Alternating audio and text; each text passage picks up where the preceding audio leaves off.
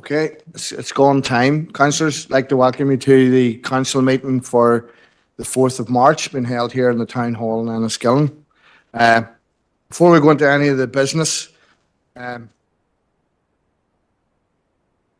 with deep regret that the council learnt of the recent death of former councillor Robin Martin, who served as a Sinn Féin councillor on the former Fermanagh District Council from 1993 to 2005. Robin was chairman during the term June 2001 to May 2002 and was elected in the district electoral area of Erin West for 12 years of his council service. On behalf of the council, I offer our sincere condolences to Robin's widow, Kathleen, his children, Vincent, Robin, Raymond, Kevin, Anne-Marie, Una, and the wider family circle. I'd also like to offer condolences to former councillor Bernice Swift as Robin's daughter-in-law, who also served as an elected representative for the Erin West area. In line with the council's protocol, I would like us all to stand as a mark of respect to our former councillor and observe a minute's silence.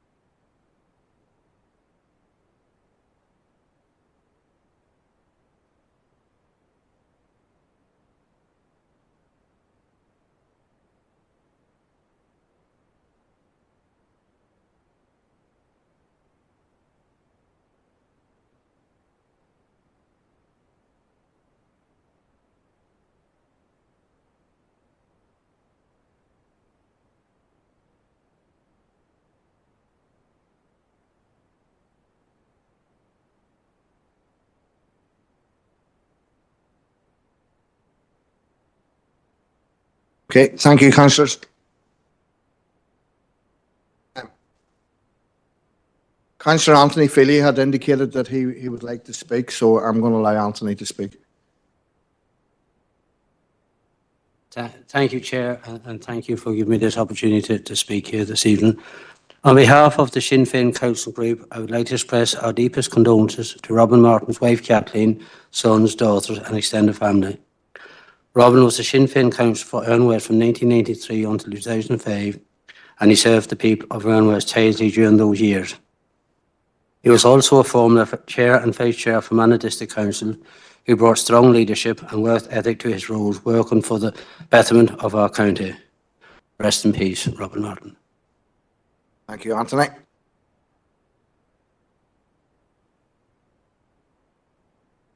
Okay. Okay, so next we go on to the business. So first item on the agenda is apologies. So first I'm going to go to Councillor Coyle, Sinn Féin. I don't actually have any apologies, but Patrick should be with us around 8 o'clock, and John Feely is on a fire call at the minute and will join online afterwards. Okay, thank you. Next, we go to Councillor Warrington. Victor. Thank you, Chair. Councillor Robert Irvine. Thank you. Next, go to Councillor Paul Robinson. No apologies, Chair. Thank you, Paul. Next, go Councillor Adam Gannon. Councillor Garvin McPhillips, Chair. Thank you. Thank you. And Stephen and Eddie are both here, and Councillor Deacon's online, so I have no further apologies. Next, to confirm and sign the minutes of the council meeting held on the 4th of February. So, accuracy, page 1, page 2, page 3, page 4, page 5, page 6, page 7, page 8, page 9, page 10, page 11, page 12, page 13, page 14, page 15, page 16, page 17. Proposer, please. Councillor Robinson, seconded by Councillor Warrington. All agreed?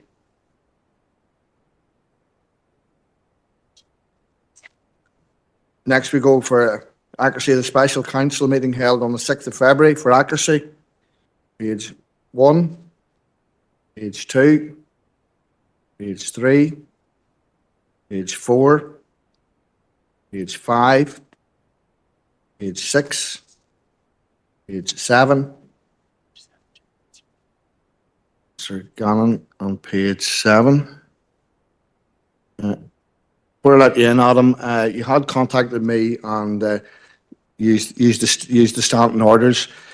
And I'll seek clarification on that, but 15 refers to committee meetings, 13 refers to the minutes of council meetings. So, but I will allow you in, but 15, but it's on accuracy only. Thank you. On accuracy, Chair, just between the last 4 lines in the paragraph and the line above that, where Councillor Coyle seconded Councillor McCann's proposal, just to add in there that councillors had indicated to speak, and then a point of order was raised, and then you ruled that on the point of order that we would go to the vote, Chair, just to have it on the record. Thank you.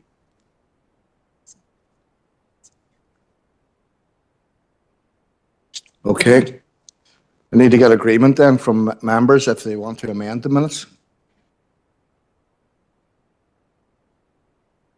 Councillor McCann. Happy to agree to that, obviously, after we check the recording and make sure that is factual. I'm not sure the recording will show who was indicating wanting to speak. But Chair, if I'm interpreting correctly, I think what Councillor Gannon's referencing, if there's a standing order and if you've interpreted and ruled on a standing order for that to be reflected, certainly it wouldn't be included in the minutes around whether or not members are indicating. The only matters that are included would be rulings or would be decisions. So I think Councillor Gannon's saying there may be an omission in relation to a ruling, and if that's the case, we can review the audio and video recording and amend accordingly, if members are. okay, thank you, Chief Executive. Is that what you're indicating for? Is everybody in agreement then? Okay, thank you. Page 7, page 8, page 9, page 10. So I'm looking at a proposer to accept them as modified, subject to modification. Councillor Crawford and Councillor McCann. Thank you.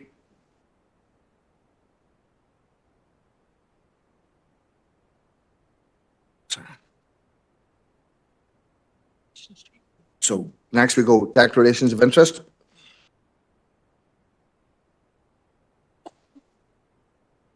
Councillor Robbins. Thank you, Chair. And it's just 2 items under, I think it's 17.6, additional correspondence, one from the Minister and one from the Western Trust. Thank you. Thank you. Not seeing anybody online, so I assume that's all the declarations of interest. Next we go on to item 5, matters arising. And sorry, Councillor Donnelly. Yeah, apologies. I'm just trying to get the right number here, but I know that there's correspondence regarding Lack Primary School from the EA, which is item 4.8. So just to declare as an EA board member. Okay, thank you, Stephen. Okay. And if anybody else becomes aware of something, they know they can come in. So item 5, matters arising in the council meeting. So page 1, page 2, page 3, page 2, Councillor Hayes. Yeah, thank you, Chair. It's just to note the correspondence back from the Health Minister from the letter we sent to him last month after the meeting. It's a very last minute response again, but I am glad that he's actually a response, and there is a little bit of optimism there with the extra funding just announced this morning. Also that the question that I've been asking about the Women's Health and Listonskey Health Centre, it does seem to be beginning to be considered and acknowledged with the significance that it deserves. I also welcome the fact that he does say that he intends to focus during the remainder of his mandate on the health inequalities that contribute to the poor health incomes, and also his recommendation of the Getting It Right First Time report into gynaecology services to improve waiting times. So I'd like to welcome the response. I think, it only took 18 months of asking. So, but it is imperative now that this issue is progressed as far as possible. Thank you, Chair. Okay, next I'm going Councillor Stephen McCann in the chamber.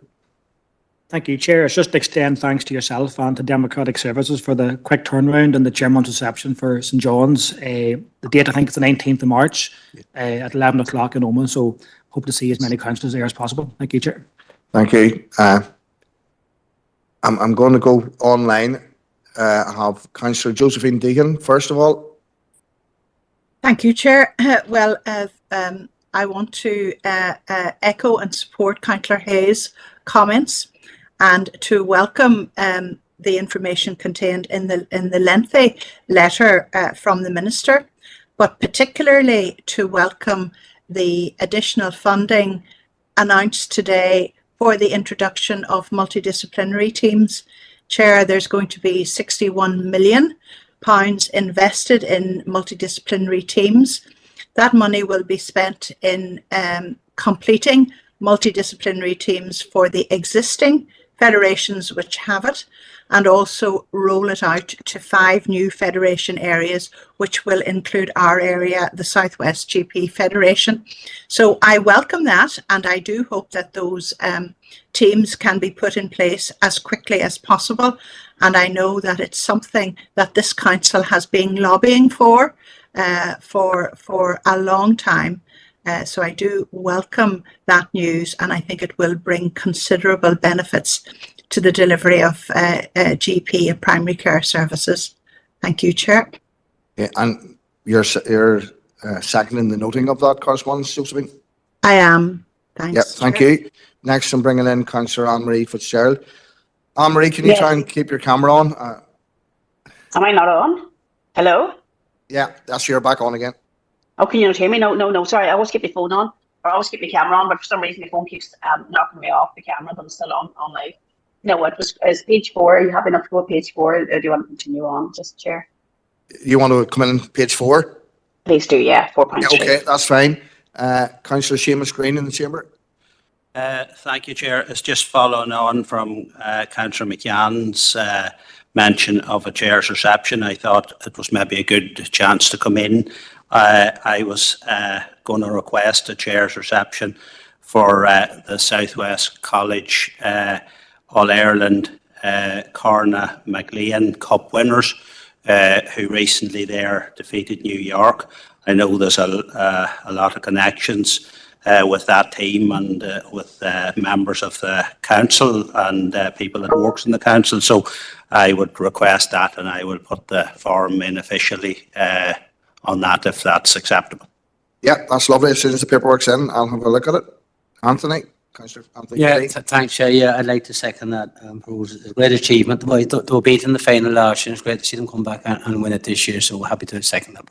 Okay, thank you. Next, go Councillor Barry McElduff. Thank you, Chair. It's just on the issue of the multidisciplinary teams.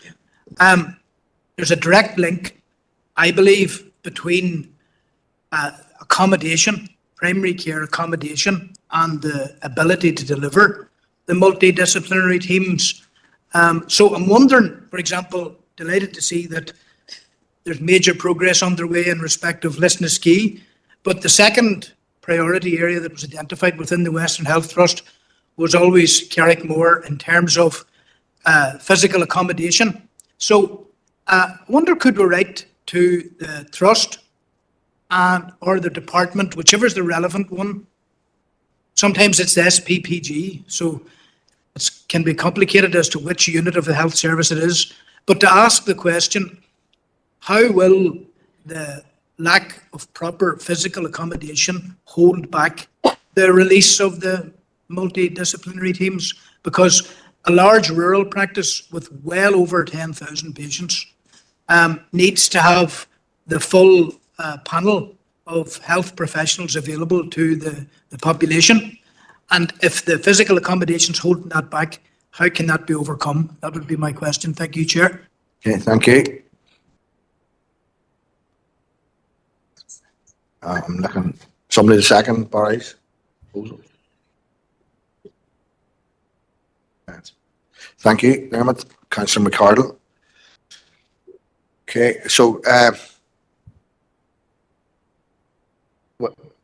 it noted, and we also have a proposal from Councillor McElduff to seek clarification on the availability of accommodation to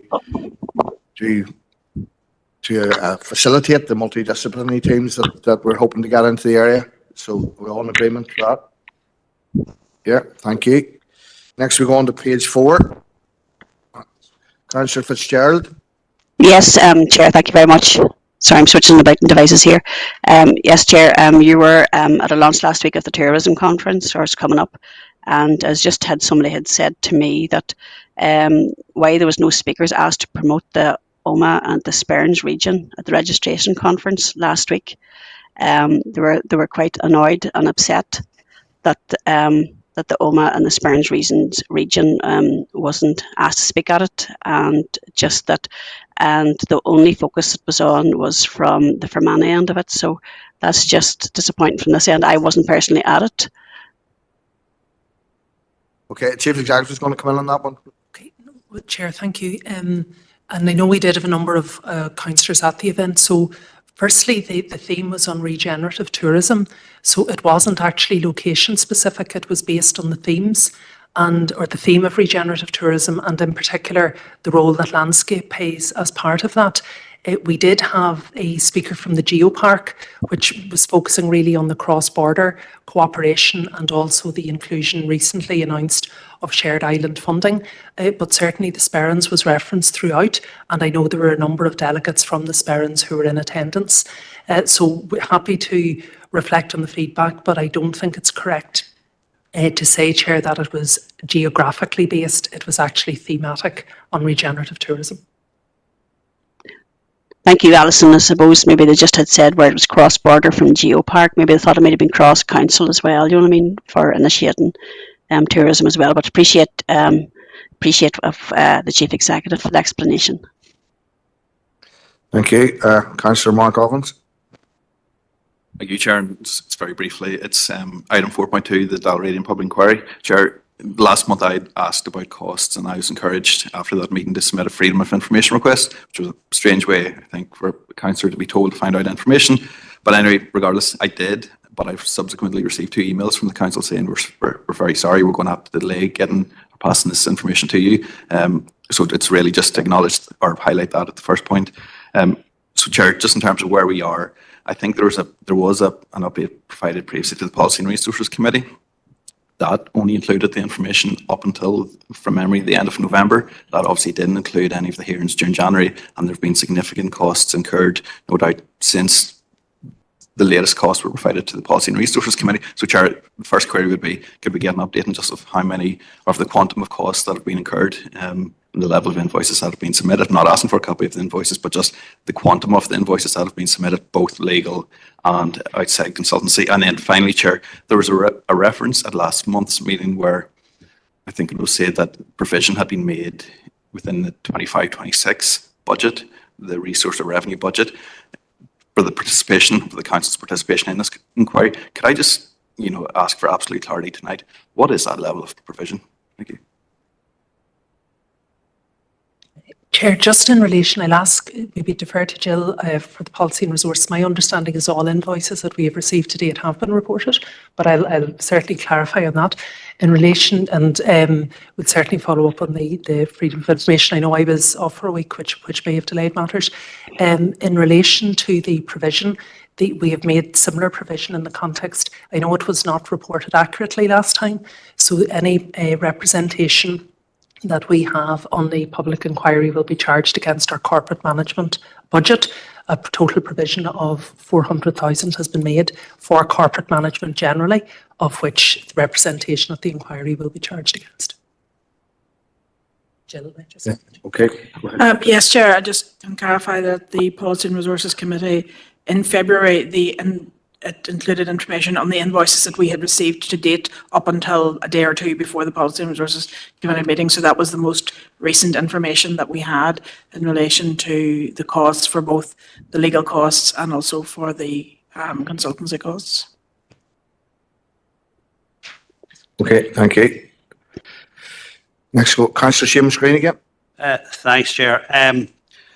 This is a recurring theme, and I suppose to help resolve it, would it, and the council probably is doing that, as Jill's after saying there, there's one in February there was a recent one. Could we just have a, like, we'll say a bi-monthly report on what invoices comes in and what has been paid, you know, and then it'll stop maybe all of this questioning every month if it was put before the committee every month or two, you know. There's nothing to hide, so there's no reason why it can't come to the committee.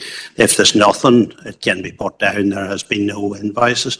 If there is something, it can be put as whatever. So then, you know, we're all informed, and nobody then has to ask at every meeting, time and time again, you know, to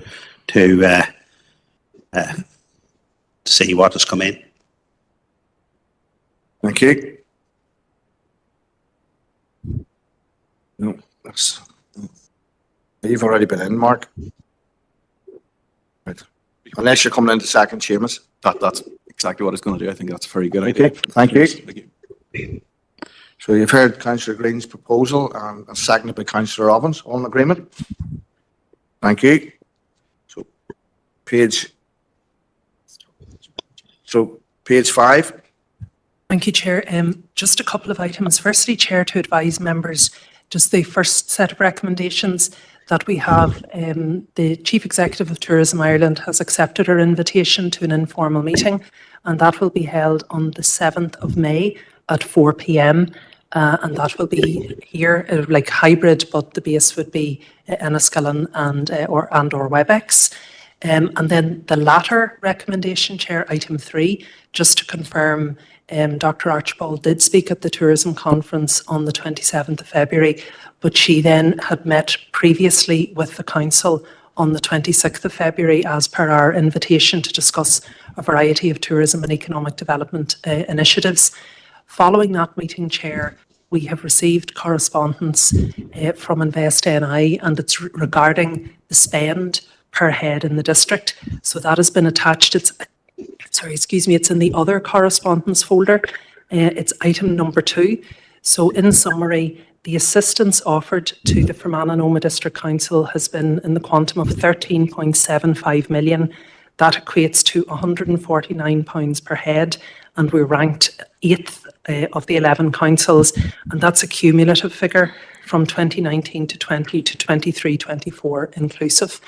The Minister had indicated in her meeting, Chair, that she would be happy for us to write on a couple of the matters that she wasn't able to provide a response to. That was the suggestion of a designated resource similar to that provided to Mid Ulster District Council to progress the industrial land proposition, and also really the ongoing commitment to cross-executive collaborative working in relation to the future growth and prosperity of the district. So if members were content with that summary, just the noting of the meeting, the information and the further letter then, please, Chair. Okay. Thank you, Alison. Councillor Warrington. Thank you. On a different matter, just on, obviously under 4.4, onto the forum. No, I'm not there yet, Victor. I'm still on 4.3. Okay. It's the top of the page, so I'll come back to you on that. Councillor McElduff. Thank you, Chair. I propose to note the correspondence that has been referenced. There's just 2 additional points. I think that's very, very important. We made it clear on the day that we fully expect an SAB type or an SAB resource to assist us in our search for our attempt to acquire, identify, secure industrial land, that proposition. And the priority is the Omagh area where the deficit is greatest. And secondly, we did mention on the day the funding formula, and this reference to peripherality.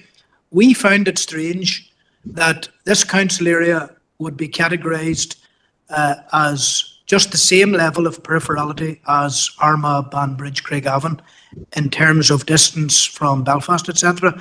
Having said that, I think the Minister's explanation was positive enough in the sense that she said that her predecessor had introduced that measure of peripherality. It wasn't there before.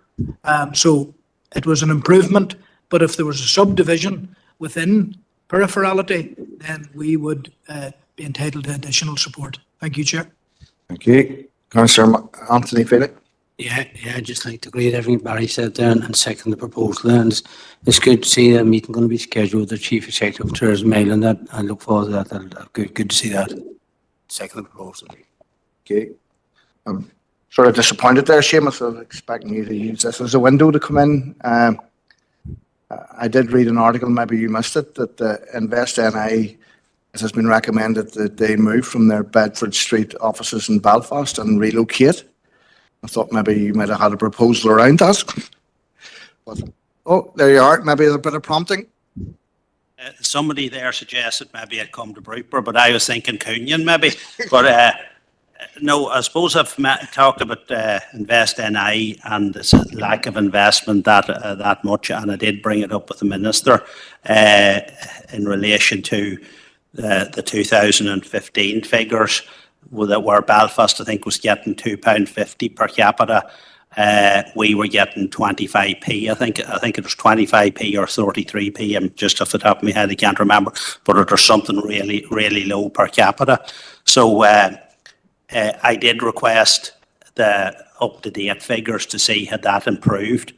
I suspect not, but I'll wait before I kind of make too much more of a comment on it to see has there been an improvement on them figures. Okay, apparently those are the most up-to-date, but obviously you need time to analyse those.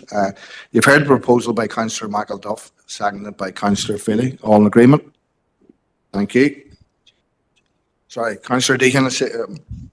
Yeah, thank you. Well, just to support Councillor McElduff's proposal, Chair, and to reiterate the need for zoning for industrial land for Omagh. And finally, Chair, if I could just say how much I enjoyed the tourism conference last week. I thought it was very well organised. I think the Killyhevlin Hotel was an excellent venue. We had an excellent range of speakers, and the sun shone on us as well. So I don't think we could have asked for much more, Chair. So I just wanted to make note of that. Thank you. Thank you, Josephine. I thought it was a very impressive event run by the council, and thank you for that. Next, I'll go to nobody else indicating. So still on page 5, 4.4, Councillor Warrington. I'll let you. Sorry, there you go. Thank you, Chair. But just a brief question, if there is any update. I'm sure as councillors, we're all being asked, when is the forum closing? Is it closing? When's it closing? So just, is there any update? So, Chair, I'm not in receipt of the report yet. I understand I will receive it imminently. It would certainly, and then as soon as we receive it, I'll advise members accordingly. We'll schedule the special council meeting for the investment decision. I know we have committed to you already about doing briefings in advance of that, so we'll obviously coordinate those in. And as soon as I receive it, members will be advised. Thank you. Next. So item 4 or 5. Yep. Chair, just to highlight to members a change, just refer you to the correspondence. The council is due to meet with the Northern Ireland Assembly's Agriculture Committee. The date has been changed to the 3rd of April 2025, and I know the liaison group has discussed that at their meeting on Friday and can accommodate that time. As you'll have seen from the letter, Chair, a few additional items have been introduced at the request of the committee. So while members are happy to speak to those as well, priority will be given to the matters that we had raised with the committee in the first instance. So really just for noting, Chair, and we'll be progressing with the arrangements for the 3rd of April. 10 a.m. 10 a.m. But we liaise with members directly about the logistics, Chair. I'll be there for.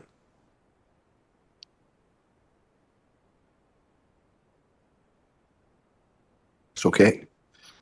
And I think it's very exciting that we are actually going to Stormont and going to present to a Stormont committee. And I believe we'll be the first council to do so. So that's something very important. And Chair, just before leaving that item, just to also draw members' attention to the correspondence from the Agriculture Minister. This has been referred to him from the the Executive Office in relation to the Council's previous inquiries regarding the ring fencing of the budget for agricultural support, and the Minister details his representations and also the Executive support of his proposals. Okay. Councillor Anthony Philip. Thanks, Chair. Yeah, I'll just propose to note that there, and that just says the Agricultural Liaison Group had a good meeting last week, and Declan McLeary was in attendance online meeting and give us some good advice. So just wanted to make that comment as well. But happy to propose. Okay.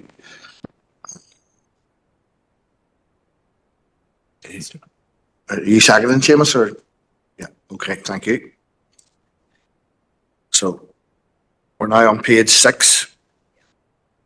So, Chair, just page 6, item 4.6, to advise that we've now received confirmation from RQIA that they are available to meet with the Health Subcommittee at 12 noon on Monday, the 31st of March. And those arrangements, they suit the Chair and seem to suit members. So if you're content, we will proceed with those arrangements. okay. Again, proposing seconder.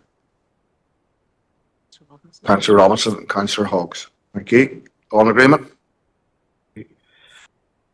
6, page 7. Chair, just on page 7, we have a couple of items of correspondence. Firstly, we have a response from CCMS in relation to the council's representations about Chummery. So CCMS, I suppose, would dispute the council's view on this matter, certainly strongly refute the idea that there's been a democratic deficit in the process, have advised that the decision in any case can't be overturned, and it's really a matter for everyone now to be supportive of it. We had also asked, Chair, for all information held both by the Department of Education and CCMS that aided in the decision-making process in case members wish to challenge that further. So we've received an acknowledgement from the Department of Education in that regard, and really because of the volume of information, they have asked if there is any particular, detail or clarification that we would like to provide so they can refine and provide the information to us. Councillor Colette McNulty. We're very disappointed, obviously, with the response. It just feels like the CCMS and the Department of Education are washing their hands of us. The principal and staff and Board of Governors, or none of us, they haven't had any correspondence whatsoever. They've been told that they would liaise with them in January, and it is now March, and they still haven't had any word. It just doesn't seem fair. It doesn't seem right at all. They said that it was in the children's best interest and the interest of the community. The school would be closed and a future school would be built, but where's the interest of the children or the community now? When there's no correspondence or clarification as to what is actually going to happen. August 26th is just looming over them.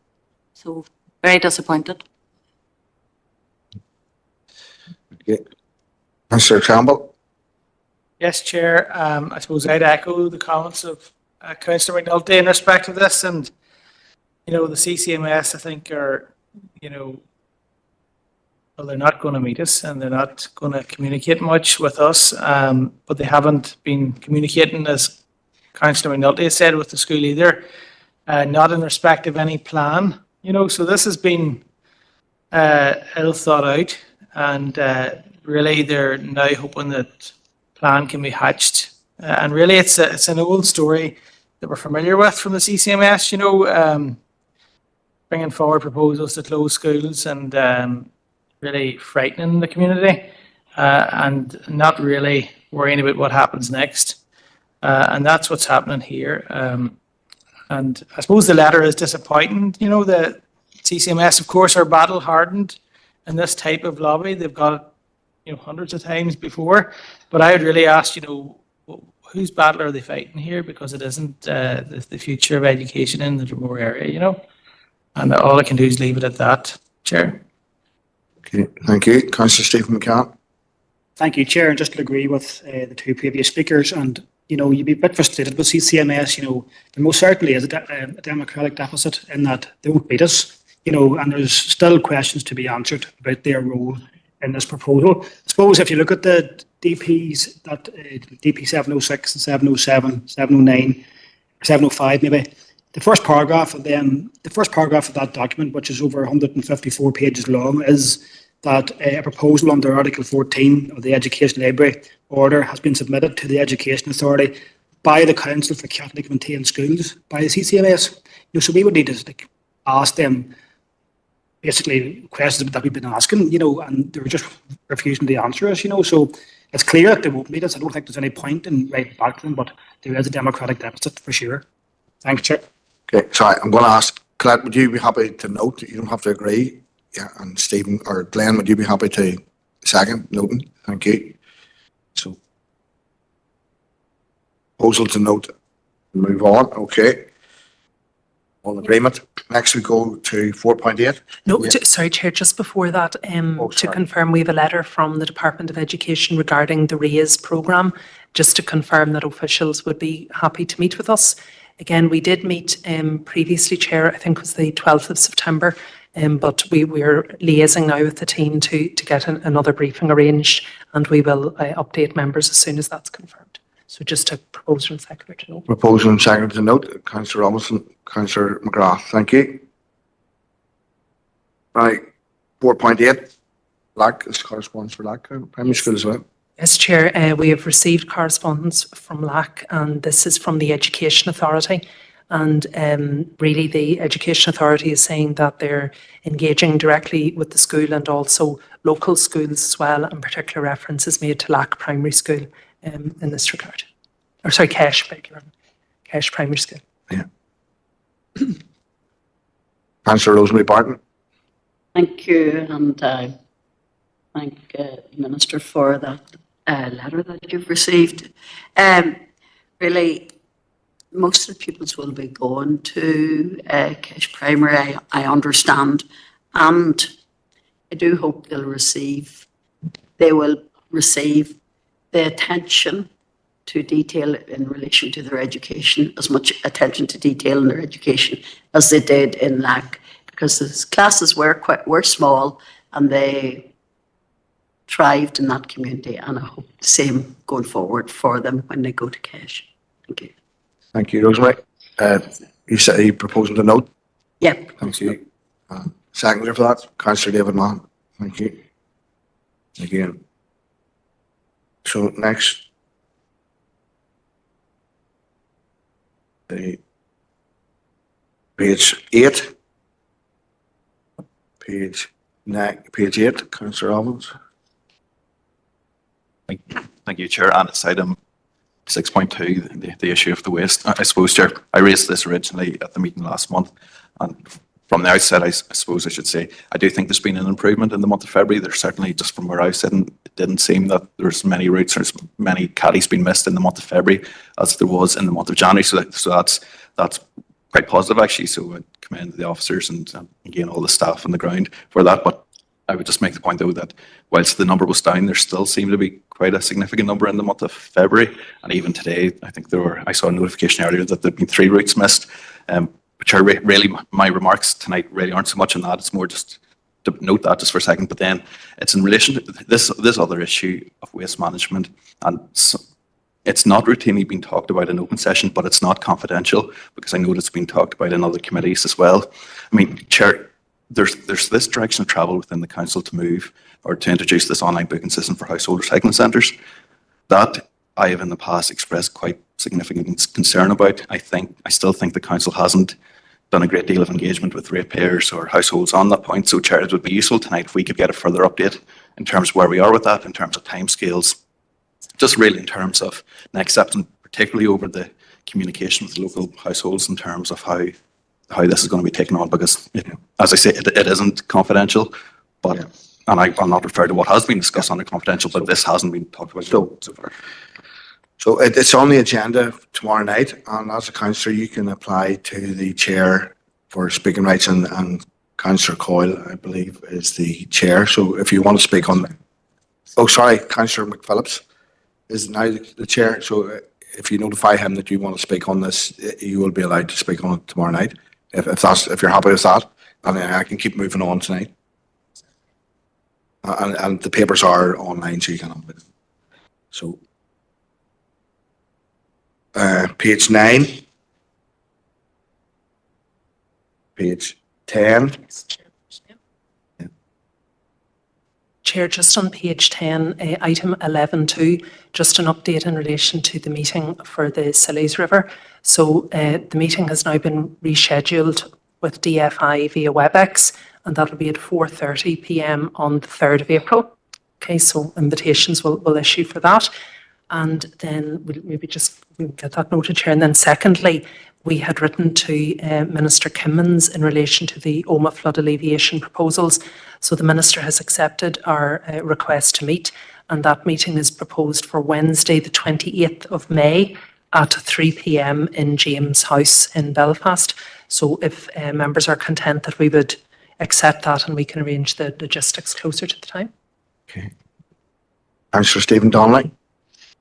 Yes, Chair. I mean, following my proposal that we engage with the department, I'm glad that the Minister actually did very quickly come back to indicate a willingness to engage in this. So I'm glad that we've got that date slotted in the diary, and certainly I would propose accepting that, and indeed noting the correspondence as it stands. I mean, this is a big issue in terms of the economic viability, particularly of Omagh town centre. So, I mean, hopefully we'll be able to get some further updates in terms of where the department's thinking is presently on this issue. Thank you. Yeah. Councillor Anthony Philly. I just propose to note that meeting with DFA is interesting going to that. Okay. So I don't just get a seconder then. So I need a seconder for the noting of the Sillies River, and then I need a seconder for the noting of the Omagh flood alleviation proposals. Councillor Gannon and Councillor Thompson, I'll split them between you. Okay, thank you. So page 11. Page 12. Chair, page 12, item 13.1, we have a response regarding the closure of Halifax and Omagh. So really the letter sets out the intention to establish what's known as a community banker service, and I understand considerations of that are ongoing, but there is a willingness within the correspondence, Chair, to meet with the council if there are still matters that we would wish to discuss. So there for your consideration in the first instance. Councillor Barry McEldown. Yeah, thank you, Chair. I raised this issue at the last meeting, and I'm going to propose that we accept the offer of a meeting, the meeting that we sought, to discuss issues that arise from the closure of the Halifax and Omagh. And interestingly, to get a definition of the role of the visiting community banker, it's something I'm not familiar with. What is the role of that person or facility? And also to make our input into suggested location for same. I do note that there aren't any job losses in the context of this announcement. That's good. It does have an impact on the high street in Omagh and all the passing trade. See here the carry out assessment of how it impacts on people negatively or otherwise in relation to access to cash. I wonder, could we write to our own partner organisation, SWAP, to see is there a local evidence base for people, older people in particular, being disadvantaged in terms of access to cash in this matter. And finally, just to acknowledge that the post office does offer some good services, does offer some good banking services in a changing world and a changing society. I think we all benefit from that. But there's still questions unanswered from the decision to close the Halifax and Omagh. And we want to find out more about the role of this community banker. Is that a facility or a person? What is it? And what services are offered? So I'll leave it at that. Thank you, Chair. Okay, Councillor Seamus Green. Yeah, it was just on the postal deliveries. I'll come back to you on that one, Seamus. I'll finish this banking stuff and come back to you on the postal deliveries. Is that okay? Thank you. Councillor Earl Thompson. Thank you very much, Chair. If the correspondence needs noted or second for noting, I'm prepared to do that. And also, I welcome, I would support the proposal to have a meeting. I think we need to iron these issues out, and certainly I'll second that proposal coming from Commissioner McAduff. I believe it was there proposed that we do have a meeting. I think we need to get to the bottom of it and iron all the issues out that are there. Thank you, Chair. Okay, thank you. I'm not seeing anybody else indicating, so we heard the proposal by Councillor Michael Duff, seconded by Councillor Thompson, and also the noting of the correspondence. All in agreement? Thank you. Next to go, Councillor Green. Seamus. Yeah, it was just in relation to the post office, or sorry, the Royal Mail deliveries. Is there anything back on that yet? Because I can't. I'm struggling here with all these letters. I thought I had missed it, but no, that's fine. No, you haven't missed it, Seamus. Very observant. So, page 13. Page 13, Chair, just item 13.4, the gritting of rural roads. So we've two items of correspondence from the department. First was really in relation to the general procedures, the thresholds, the concerns, I suppose, about the composition or maybe changing composition on the grit piles. And then secondly, the lack of gritting on the Muncher Road.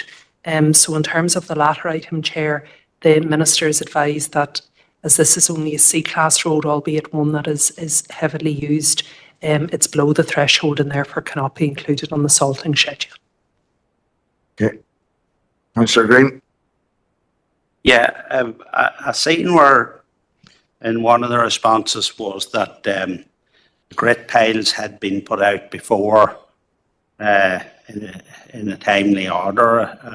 I believe it said, or it had been put out before the winter started. That just isn't the case, because a week after the snow, whenever it was in January, mid-January, they were actually still putting out the grit piles. So I don't accept that was the correct information we received back. I know in the Air and East area, I don't know about any of the other DES, but in the Air and East area, they were still putting out grit piles in mid to late January, which to me is just not good enough. Grit piles should be out and finished, I believe, at the latest at mid-November. So I would suggest we write back and point that out, that just wasn't the case, that grit piles were still being put out in mid to late January, which is way past the time when they should have been put out. Thank you, Seamus. Councillor David Mahan. Sorry, David. Thank you, Chair. I'd like to second Councillor Green's proposal there. I think everybody knows that the grit piles are never there when they're needed. So I'd like to second that. It's unfortunate, really, that we're practically being told no, that they're not going to grit the road, which is very unfortunate.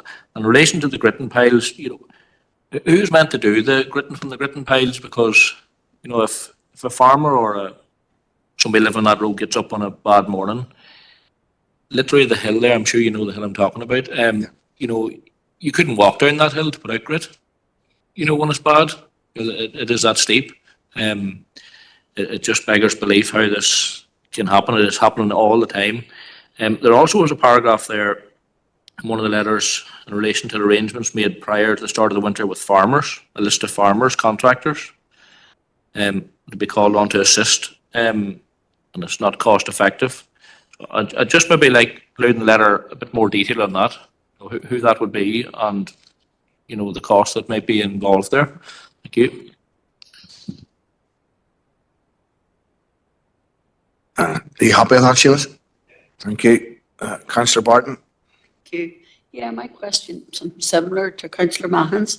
It is in relation to the grit piles. Who exactly is going to spread them?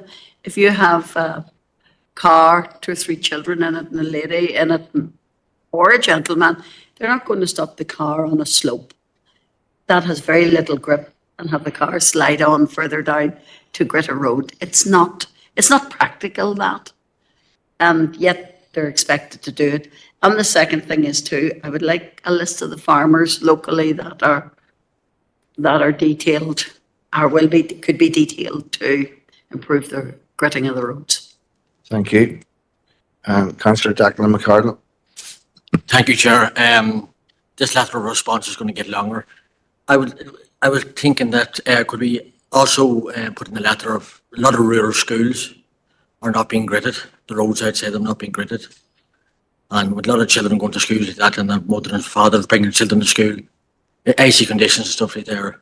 I know around our own area, and Councillor Bruff know that as well. She'd speak for that too, that there's no gritting whatsoever outside primary schools. I'd just like to add that into the letter too, if it's possible at all. Are you happy with that, Seamus? Thank you. For those councillors that don't know the hill in Munchin Road, back in the day, in my youth, if you could freewheel down that hill and make it the whole way to Cash, and it was 3 miles away, so you got that much speed up. Okay, so you heard a proposal by Councillor Green, seconded by Councillor Mahan with various amendments. So all in agreement? Thank you. Then, Chair, just to confirm, item 13.5, that we have received confirmation from officials that the Minister has reversed his decision and the funding will be made available for the Fermanagh Classic Fishing Festival. So arrangements are underway just to finalise the various logistics and arrangements. No. Okay, that's good news. Thank you. Page 14.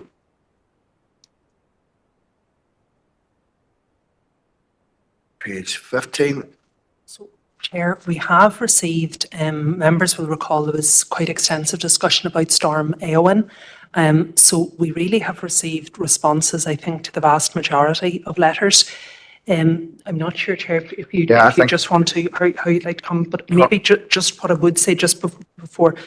We have received offers, basically any of the agencies, Fibrous, NIE and Forest Service, have all indicated their willingness to meet with the council. So we're working on dates for that. Telecoms companies have said that compensation is a matter for individual customers. So if you're an account holder with any of them, to pursue individually for potential consideration of compensation. The couple, Chair, that you may wish to consider specifically, NI Water have provided some detail regarding the arrangements that they had in place for generator provision, and they do reference both the severity of the storm and the remoteness of some of our locations and lessons learned. They do say they would be willing to come in and speak to the council if members would like greater clarification. And I suppose the wider point about discretionary financial support, we have had a response from the Department for Communities confirming that that is eligible, people are eligible to apply for that, whether or not they are in receipt of benefits. Okay, thank you. Obviously, there's extensive correspondence here, and we were lucky enough at the last council meeting that we got through all the business and we had an extensive debate on this. So I'm looking at all the correspondence noted as a bundle, as I'm sure you all have had time to read it. And then all I'm seeking is any follow-up proposals rather than a debate. Otherwise, we're going to be here all night on this one topic because it's quite extensive, the amount of paperwork there. So I'm Councillor Green. Seamus? Thanks. It was just in relation to a couple of the responses. The one from Fibrous, I kind of had a laugh to myself because Julian Simpson had just went radio silent during this. I couldn't get him through on the mobile number. Nobody was answering the email address. The elected rep's email address bounced back. I don't know what they'd done with it, but they obviously had got into the bunker when the storm started, and nobody had told them that the storm was over until a month later when they came out of the bunker. So I think he definitely has questions to answer when we bring him in. As for Forest Service, I don't know where we'd start with them. There's still trees hanging out over broadband lines and telephone lines up around with me where they just haven't bothered coming out and doing anything. So I really look forward to John Joe Boyle coming in here to try and defend Forest Service. So I'm prepared to note all the correspondence. Thank you, Seamus. Councillor Anthony Green. Anthony Fiddick, sorry. Thanks, Chair. Yeah, no, I'll second them, but I just wanted to mention that at the Rural Affairs Subcommittee on last Thursday, we did discuss favourites in a lot of detail as well. And I think we proposed to write a letter. I wonder, are we still doing that? Or I'll be happy enough to meet them. He says here, meeting fairly quick as well. I think the quicker we meet them, the better, you know. And we did meet favourites before, I remember, online, so that would be useful. And the forestry service as well, we'd like to meet them too. There's a lot of trees down that way as well. So I'm just happy to second the proposal with all the letters. Okay, thank you. And the Chief Executive back. Chair, just to say we're similarly keen to get the meeting, particularly with fibres, lined up as quickly as we can. So it may be that the correspondence, the matters raised at the Rural Affairs could be perhaps referenced at the meeting, and if we need anything further by way of follow-up in writing, we'll do so. So they're all content. So that actually covers pages 14, 15, 16 and 17. Chair, there's just one further, Mark. Sorry, I'm just saying. Sorry, Chair. It was just the other letter was from the, it's from the Minister for the Economy, and this just related to people living in the vicinity of wind turbines. While it was referenced in the storm, it was maybe just slightly separate point, just clarifying whether or not there are any reduced tariffs available. So the Minister has advised there aren't, but she's currently bringing forward a policy paper for these matters to be considered. So we might just note that one separately. It would be something I imagine the Council would wish to comment on in due course. So I'm looking, Councillor Green. I suppose I saw that where there's maybe a new strategy being developed as well for wind farms and that, and some money for used to be called ROCs and that, maybe that scheme been reintroduced in some form or another. I was just wondering, had the wind farm companies, no, it was actually the power line companies that, I suppose it's the Northern Ireland Electricity, who do the power lines. I remember, must be 10, 12 years ago, I think it was from Fermanagh Council. I was in, I remember them coming in here and giving a presentation of the whole network update that they were doing. And I remember the map vaguely in my head, but it was something similar, the map of their upgrading the network. There's something like the map, the new rail strategy map, where nothing in Fermanagh was being touched. So I was just wondering, would it be good to ask them in again around that to see what the infrastructure is? Maybe they thought that if there was electric trains, there was no need to upgrade because there was going to be no trains in Fermanagh. So I don't know, but Fermanagh was missed out on that in 2014 or 15. So I'd like to see have any plans for an upgrade of the whole grid in Fermanagh. Thank you, Seamus. Councillor Robinson. I'll second that, Chair. Okay, thank you. All heard Seamus's proposal to note. So to note the correspondence, and then we would be writing to Sony. Yeah, you happy with that, Seamus? Yeah. Okay, all in agreement? Okay, thank you. That should be all the business for the council meeting on the 4th of March. Next, we go to matters arising out of the special counting meeting on the 6th of February. So, page 1, page 2, page 3, page 4, page 5, 6, page 7,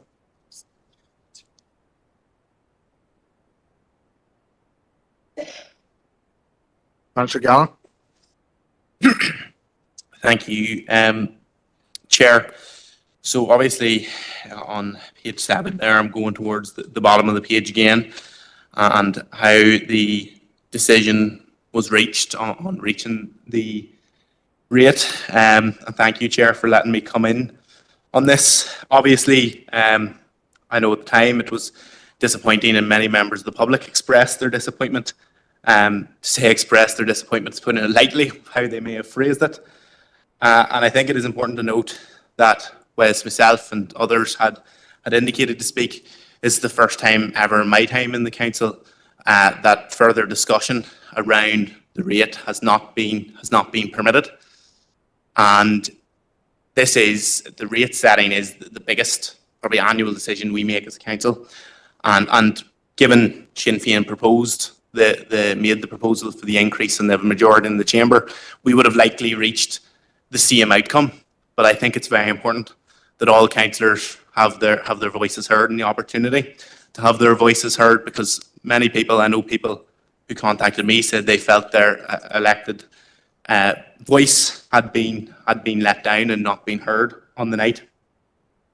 And I know some of the commentary from some in the public, Chair, about yourself is untrue. I know there was some things that were said were very harsh on yourself from members of the public on social media, and knowing you, John, I would say that some of that is not correct. But this does raise a question in my mind: if members of the public felt decisions in general were not reached to correctly, and I'm aware we're following the full correct procedure, and I'm aware we have quite a significant decision around the forum coming up, amongst other things.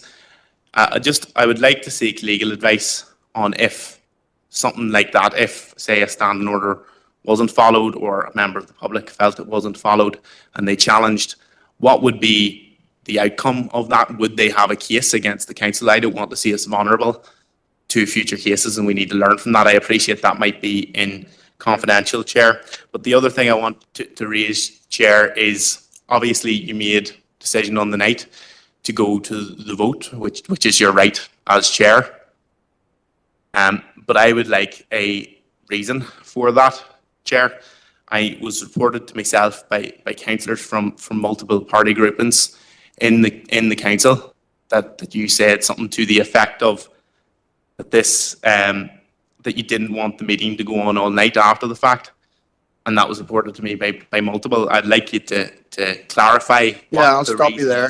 I say that most nights about meetings, and I have no qualms in saying that. And if anybody asks me, yeah, I think I like to get meetings over.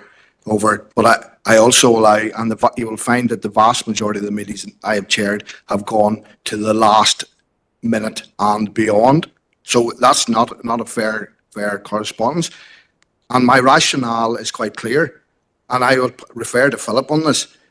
As a chair, I'm advised I had two directly opposing proposals, and as a chair, I'm told if I have two proposals there, I must get rid of them before I continue. And then when the votes were taken, the matter was closed because we had already decided. And if you want Philip to give a comment on that, we will go into confidential and we'll allow that.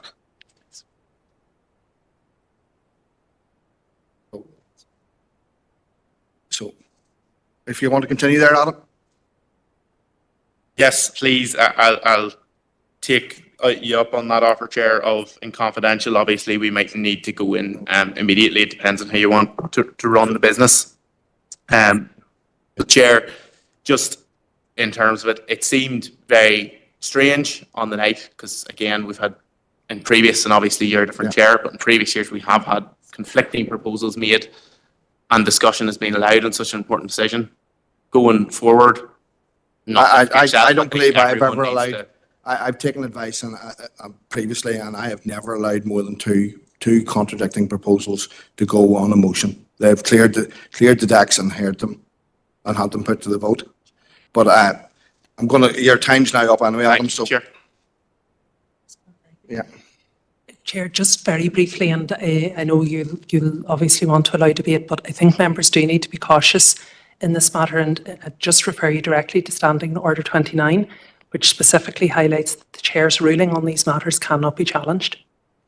So there's certainly ways in which the questions can be posed and framed, but it shouldn't be presented as a challenge to the authority of the Chair.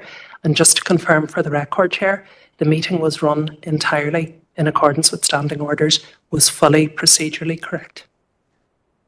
Thank you, Chief Executive. Councillor Green. Thank you, Chair. I'm a bit bemused when Councillor Gannon says that he wasn't allowed to speak. Well, there was months leading up to this decision when he had every opportunity to speak, and literally he never mentioned the proposal, unless somebody can contradict me on that. He never mentioned the proposal in the months leading up at all the workshops, at every meeting that we had in relation to setting the rates. He literally never mentioned the proposal that he put here that night. Everyone was shocked because they didn't know what he was talking about. He made a proposal that none of us knew what it meant.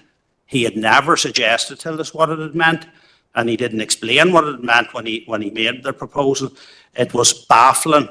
It was playing politics at its worst and grabbing a headline, which he did. He got a headline.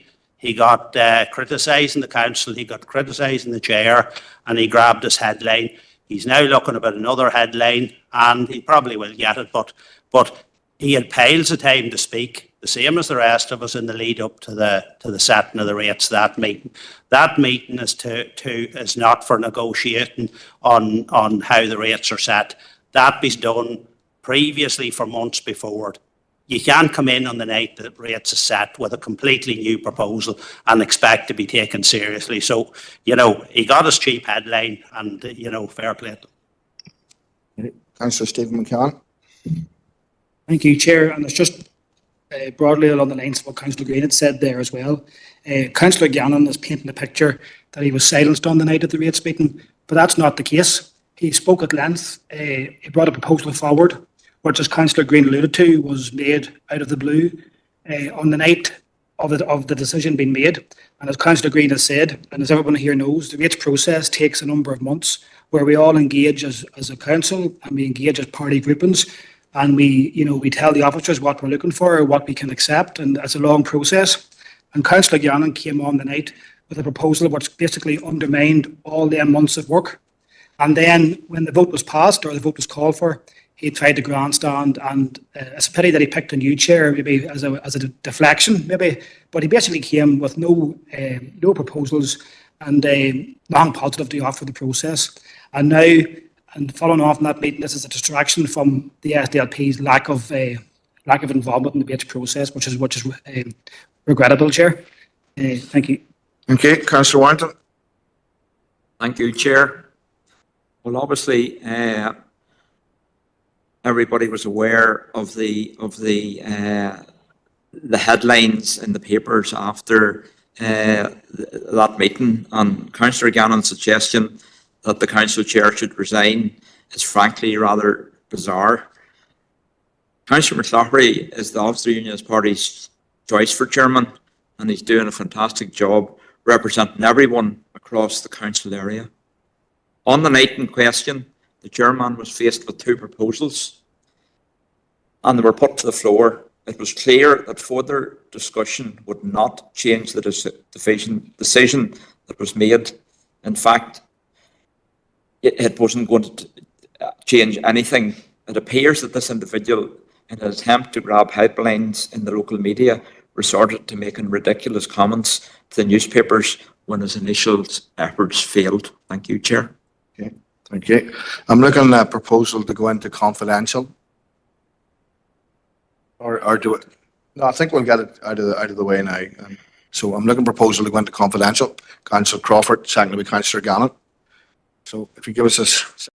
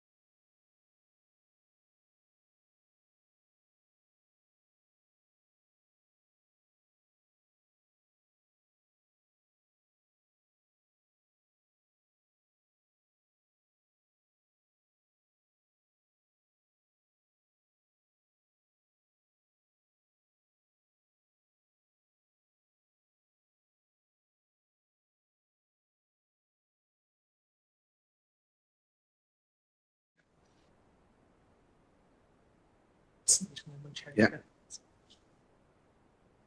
Where are they going? Page 7. Yeah. Page 8.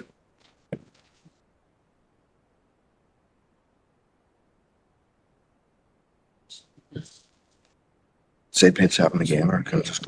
Yeah. Okay. So, okay, so we're back in again. Press back in, yeah, thank you. So page 7, page 8, page 9. Thank you. Next we go to the meeting of the Planning Committee on Wednesday the 22nd. Councillor McElduff, sorry. Thank you, Chair. When I was listening to Philip there on standing orders and procedures and all of that, I just remembered a local government expert that was among us a number of years ago, who died in 2023. Just thought I'd remember him. He was called Wavell Moore. Do you remember, from Coleraine? And his seminars on standing orders were exceptional, weren't they? Yeah. And young Philip reminded me of him there. I don't know what way you would take that, Philip.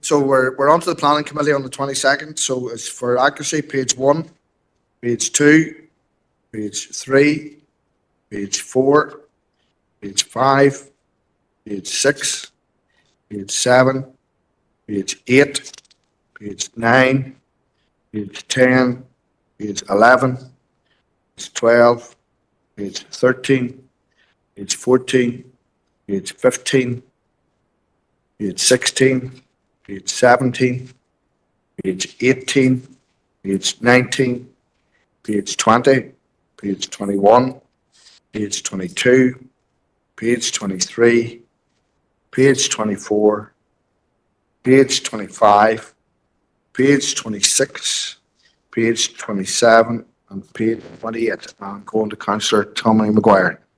Gormaga Carly, Mulum Minturski. I propose the minutes, Chair. Thank you. Gormaga. Seconded by Councillor Alan Rainey. Agreement, thank you. Matters arising. Page 1, page 2, page 3, page 4, page 5, page 6, page 7, page 8, page 9, page 10, page 11, page 12, page 13, page 14, page 15, page 16, page 17, page 18, page 19, page 20, page 21, page 22, page 23, page 24, page 25, page 26, page 27, page 28. Thank you. So next we go to the reconvened planning meeting, which was held on Thursday the 23rd. And again, accuracy, page 1, page 2, page 3, page 4, page 5, page 6, page... Is that coming in?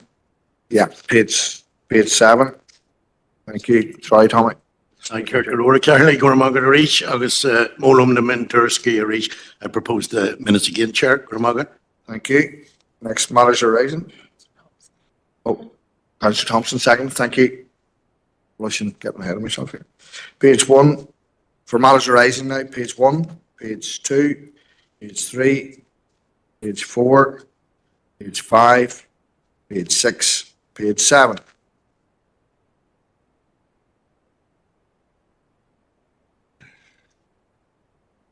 So now we go.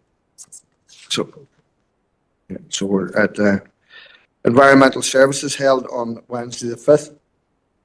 I'll have to go to somebody who was present for that. Councillor McPhillips isn't with us tonight. So for accuracy, page 1, page 2, page 3, page 4, Councillor Crawford, this accuracy. Page 3. Thanks, Chair. May I just just to, again, just bring up what I had spoke about at the committee. It was my discontentment really with the way that I suppose, the charges and everything. No, sorry, it's not matters arising. This is accuracy. Okay, sorry. We'll Thank you. come back in here, Chair. Okay, page 4, page 5, page 6, page 7, page 8. So I'm looking a proposal from a member who was Councillor McGrath and Councillor Anthony Feely. All in agreement? Thank you. Now, matters arising. Page 1, page 2, page 3. You want to come in here now, Roy? Page 3. Thanks, Chair. It's just, I suppose, I didn't approve of the rates that was set out. I've had a few complaints from constituents about that. And I wonder, is it appropriate maybe that we could go to a vote on this? It's already dealt with. It would have to be called in or rescinded. Right, okay. Yeah, so it was already That's fine. called at committee. That's okay. Okay, thank you. Page 4, page 5, page 6, 7, page 8. Okay, next, R&C, Tuesday 11th. So, Mr. Stephen Donnelly, page 1, page 2, page 3, page 4, page 5, page 4. Chair, it's just on a point of accuracy and it's just really for clarification purposes before the minute is adopted. So it's on item 5.1 recommendation 2 and it relates to the approval of the referral scheme through Women's Aid. And the intention is that such applicants would participate, or those who would participate would receive 1 month's membership of our leisure facilities at no cost. And thereafter, and the correct wording, Chair, would be considered for concessionary rates in accordance with our existing policy. So that's the correct arrangement for that. So if members are satisfied with that amendment, we can pick that up at the end of the. So I'm looking at a proposal for that? No. Deal with it at the end. Okay, so page 4. Sorry, this is, again, accuracy, Rosemary, yeah. Yeah, it's in relation to support for men. I'd asked a question about that in relation to giving support for men to have free access to, battered men to have free access. So, Chair, as I understand, I wasn't at the committee meeting, so I may defer to John. I think that this related specifically to a proposal that had come through from Women's Aid. I know that in our own subsequent discussions, we would be aware, for example, there could be other referral agencies, including, for example, Nexus, we have MenShed and other groups.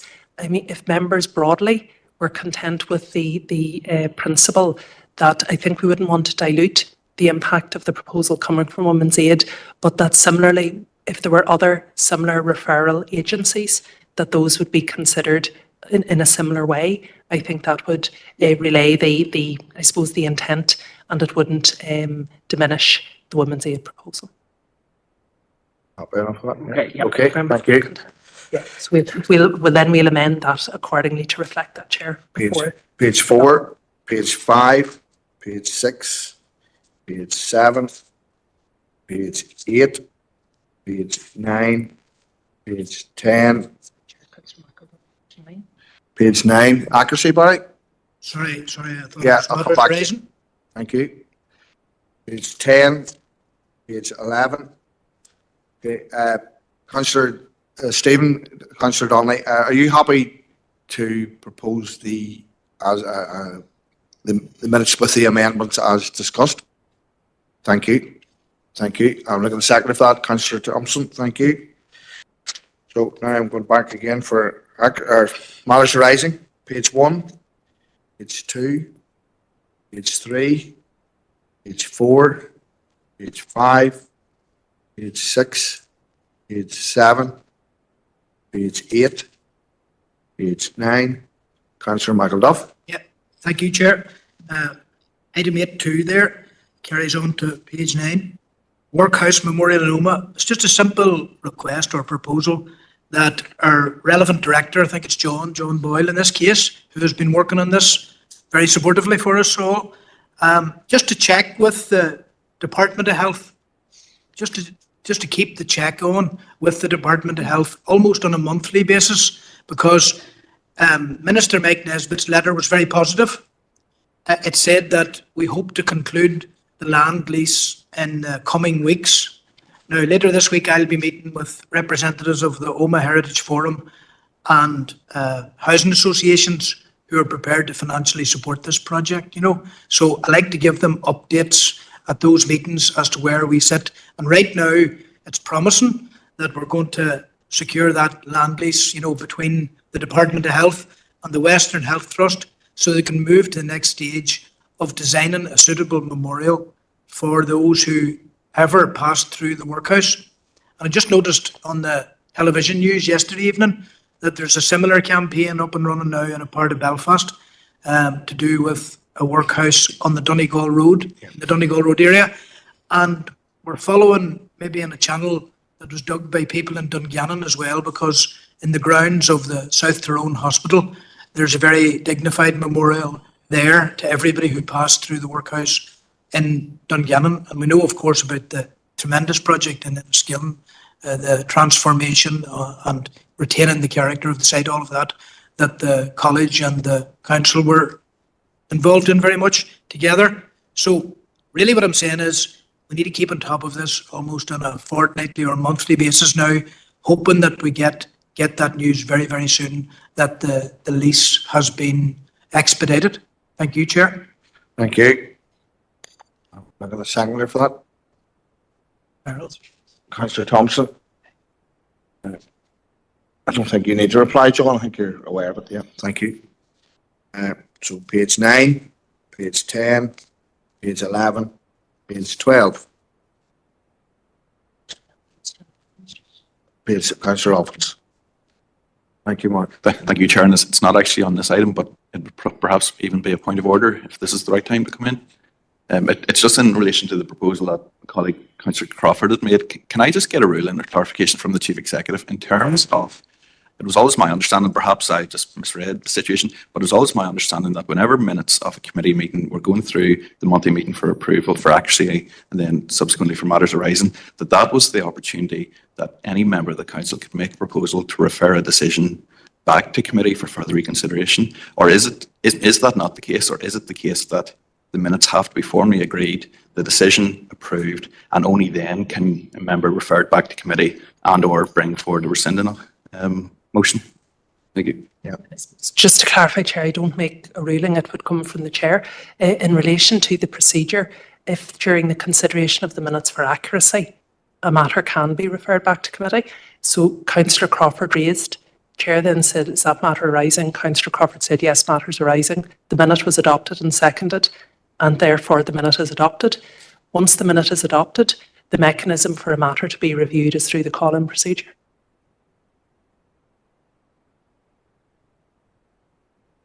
I'm letting you in here quickly, Mark. Thank you, Chair. I mean, I don't intend to prolong this debate or anything, but I got the sense sitting from here, sitting where I was sitting, I mean, I could hear the clear advice from the top table that was a matter best addressed under matters arising, not that this is perhaps an issue of accuracy. So can I just get absolute clarity that if Councillor Crawford had made a proposal tonight to refer this back to committee under accuracy, that would have been agreeable with standing order or compliant with standing orders?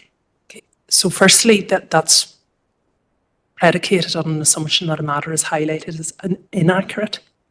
So Councillor Crawford didn't highlight any matter of inaccuracy.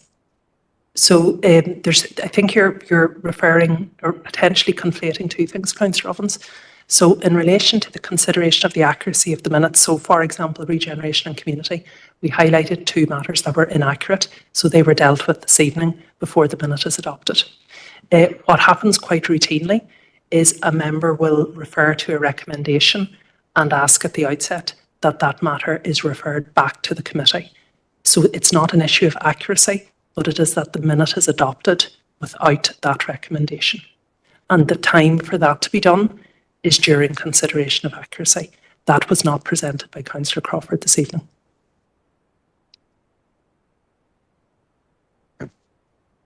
Okay, next we're going to policy and resources. Yeah.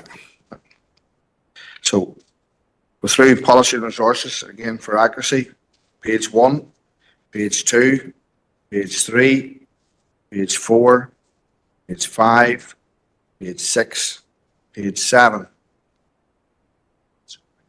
Councillor Warrington. Happy to propose. And a seconder. Councillor Hawkes, thank you. Matters arising, page 1. Sorry, surely you were on holidays.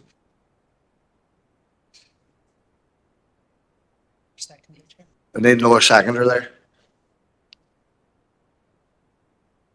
I'll second, Councillor Chair. Robbins. Councillor Robbins, thank you.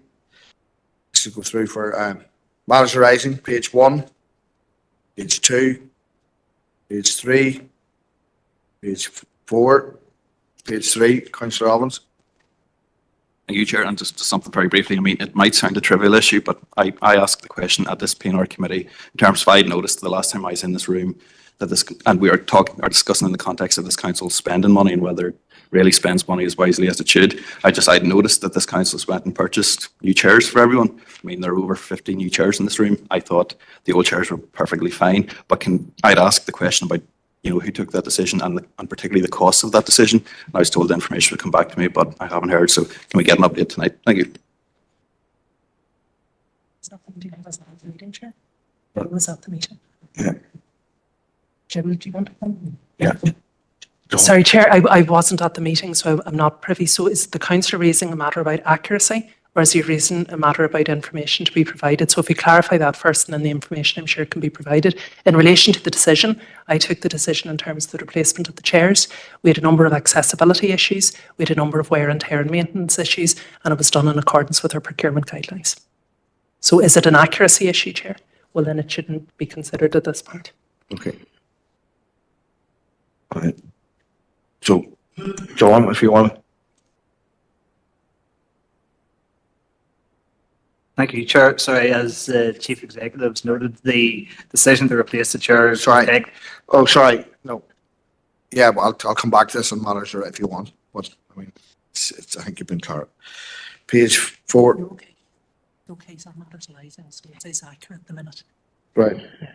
So let him take it, but just to be clear, you're not making it. Yeah. Yeah, that's okay. Yeah. So John can come in. Okay. Right.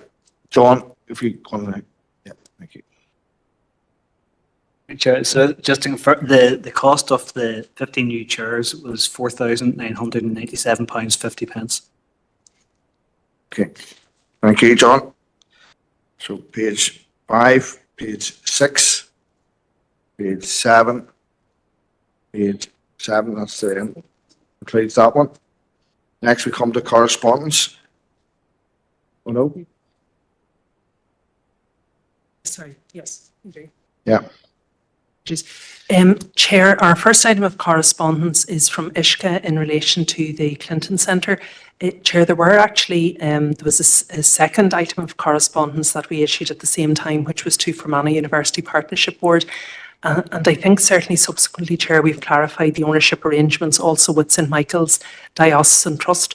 So my suggestion, Mr McNair has obviously indicated his willingness to the meeting.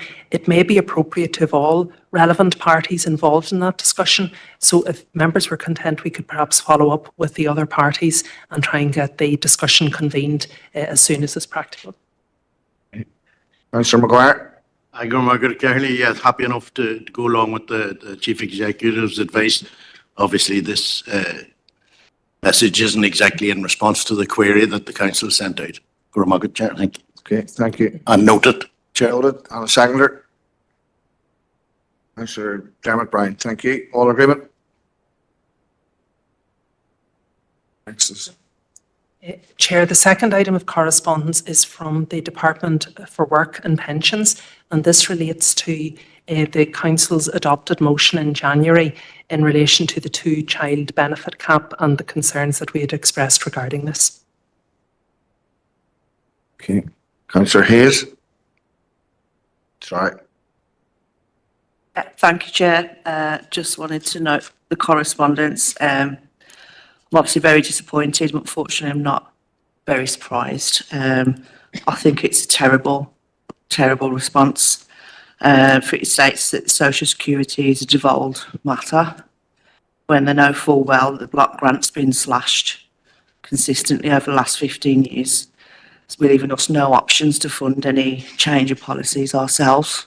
It does explain that the Child Poverty Task Force has been set up to explore how to reduce child poverty, apparently being published this spring.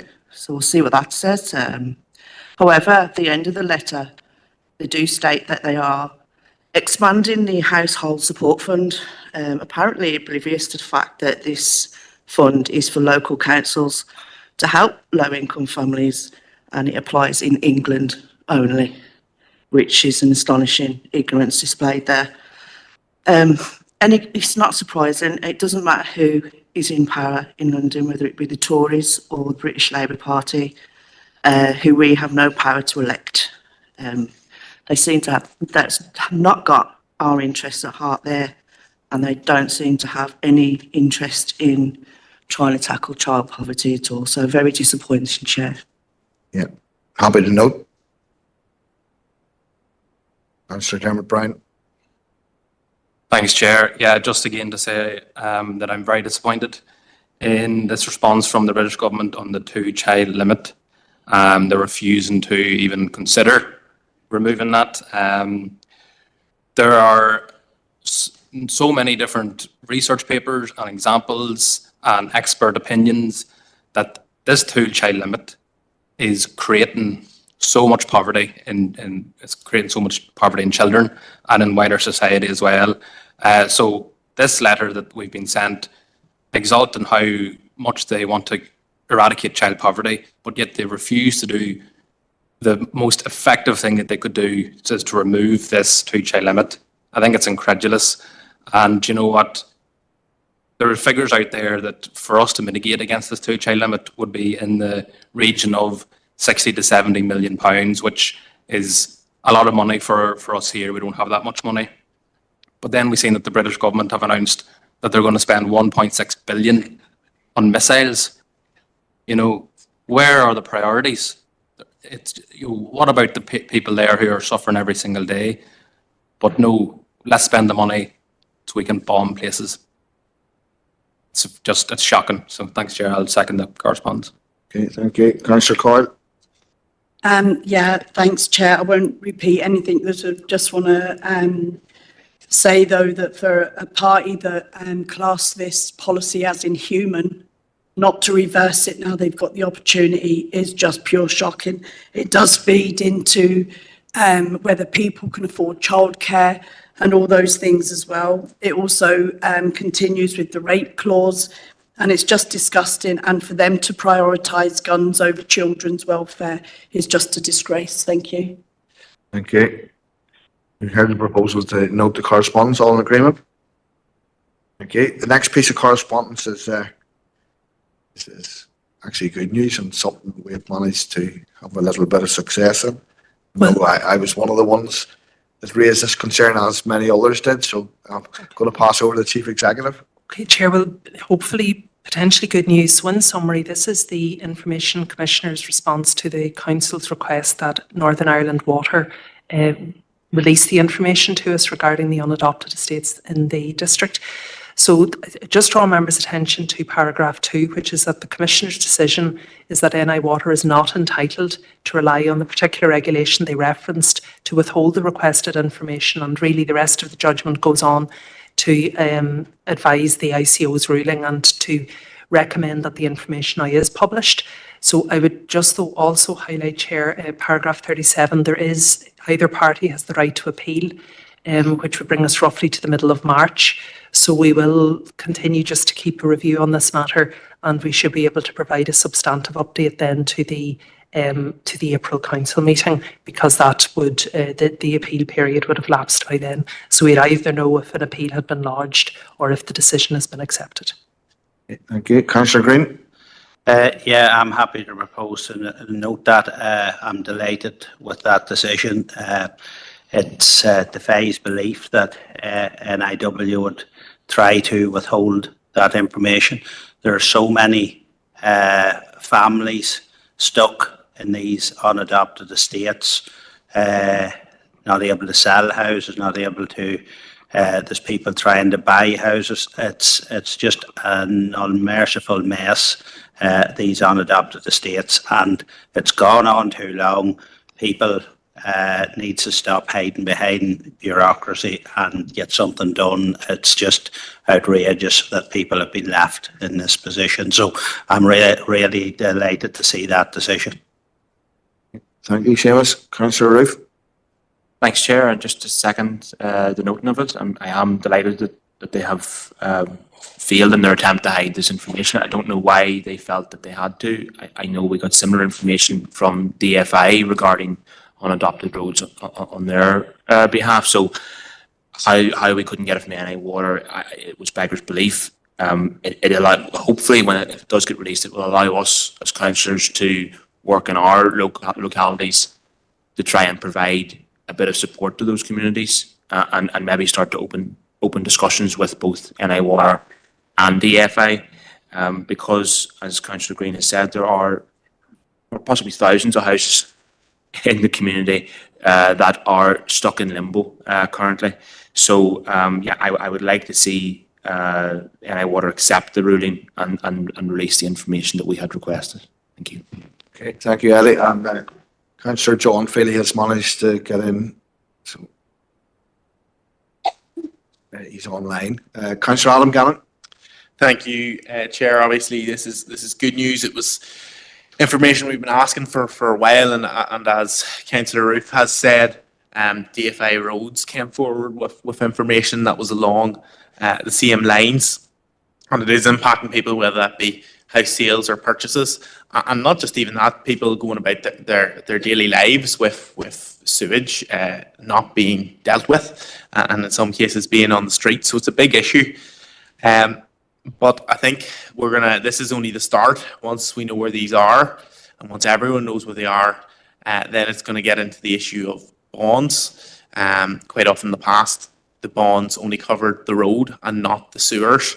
And then the more recent bonds, which also covered the sewers, now aren't really covering the cost, from my experience of dealing with NI Water and a number of these in Iron West, that the bonds simply aren't big enough. So whilst this is positive, it's the start. And really legislation is going to be needed, because there is kind of this legal area where these people have been left with no support and with no recourse for quite a few of them, and the executive's going to have to step up, and they're going to have to do some intervention, and it won't be quick and it'll take a lot of time, but that's the way this is going to have to go. Chair, thank you. Thank you, Adam. So you all heard it proposed, the noting and seconded. All in agreement? Thank you. Next piece of correspondence. Oh, sorry, Barry. Councillor McElduff. Sorry, Barry. Thank you, Chair. Just to say, in an Omagh context, the two developments that have it's in the public domain that have most concerned a number of us councillors would be Woodbrook Village on the Brookmount Road and Shergram. And we've made some progress with DFA Roads side of things in respect of both developments. There is a bigger issue with NI Water in both cases.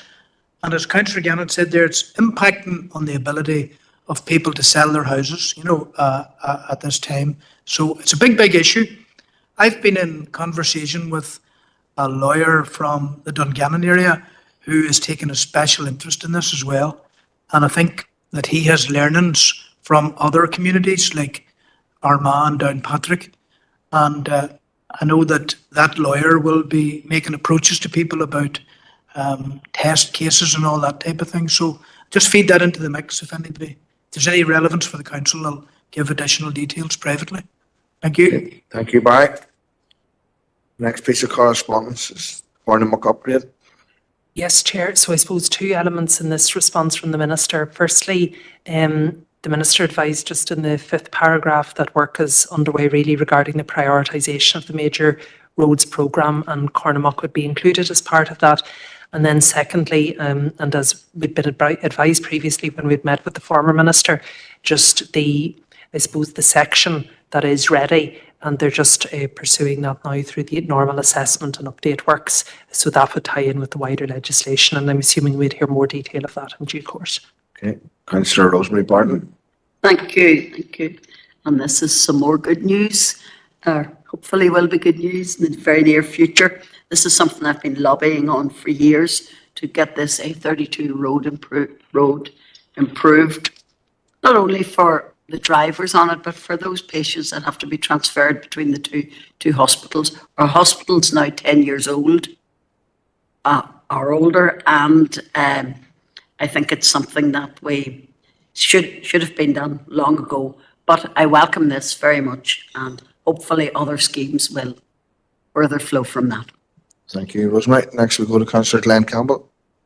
Yes, Carney. Well, Chair, I would echo those comments. You know, it is certainly long overdue in terms of the Correspondence scheme, but also other parts of that A32 road improvement strategy. And I welcome the fact that the Minister has said that a review of that strategy is well advanced, and that we await sort of an announcement in the near future. So that is encouraging in respect of Correspondence, which is ready to go, but also in respect of the wider road scheme. And obviously we want progress in that as well. So it's an encouraging correspondence, and I'd be happy to note, Chair.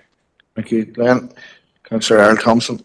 Yeah, thank you very much, Chair. And I suppose Councillor Barton has referred to over the years, the Southwest Acute Hospital was opened in June 2012. So that's how long ago it is. And we'll be lobbying on that, about this road since then. And I welcome the letter from Minister Kimmins that we've just received. And I welcome to see what progress can be made on it in the very near future. Thank you, Chair. Thank you, Earl. So here's the proposal to note. All in agreement? Thank you. Next, sports capital grants. Yes, Chair, this is a response from the Minister, and he's referencing, I suppose, it does highlight the wider budgetary pressures, but then goes on to reference in particular the Your School, Your Club initiative and the partnership funding opportunities that provides. We have separate correspondence in, Chair, with Sport NI, but no response has been received as yet. Okay. Councillor Michael Duff. Yeah, thank you, Chair. I propose to note this correspondence. It's significant. At least it has been addressed. I think clubs are at the heart of communities, especially in this council area. Large rural communities depend on various sports clubs for so much more than sport, for community cohesion, for everything, for health and well-being. They're really the hub of the communities, and that's across the sporting codes. So I would like to see greater will, obviously, on the part of the Minister and the Department to create a new grant programme where clubs can apply. So we'll continue to lobby for that. He does make reference to the Your School, Your Club initiative. That's also positive, and it would be good to see that renewed in the future as well. And the Minister also points out mechanisms whereby our voice can be heard in the coming months, you know, in terms of budget consultations, etc. So it's work in progress. It's not the last we'll hear of this. Thank you, Chair. Thank you. I've got a seconder for that. Councillor Anthony Philly, thank you. All in agreement? Thank you. We have a number of other items of correspondence, Chair. We were able to deal with some in the course of the agenda, but we'll just maybe refer members to the other folder.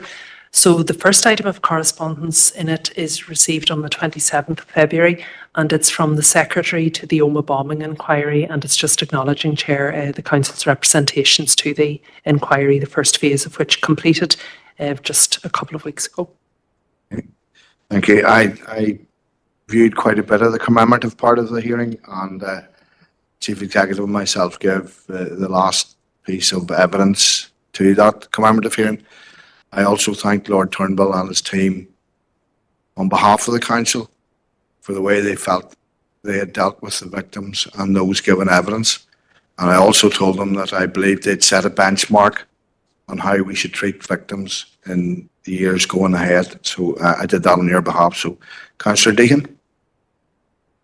Yeah, thank you, Chair. Well, I would propose to note the correspondence, and I do want to say and pay tribute to all of those who participated in the initial stage of the Omagh bombing inquiry. I did have the opportunity of attending and listening online, and I think that no one could be failed to be moved by the testimony that was given by the victims and their the families of the victims of those who lost their lives and who were injured in the Omagh bombing.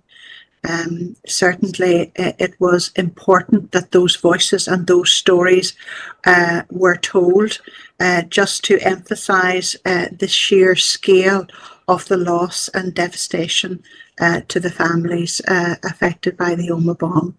And I have to commend as well Lord Turnbull and the legal team, and also the administrative team in the Strill Arts Centre, who ensured that the proceedings ran very smoothly. Thank you, Chair. Thank you, Josephine. Councillor Stephen Donnelly. Thank you very much, Chair, and I'm happy to second the correspondence and indeed pay tribute to yourself, Chair, for the contribution that you made on behalf of all of us, because you did speak on behalf of all of us.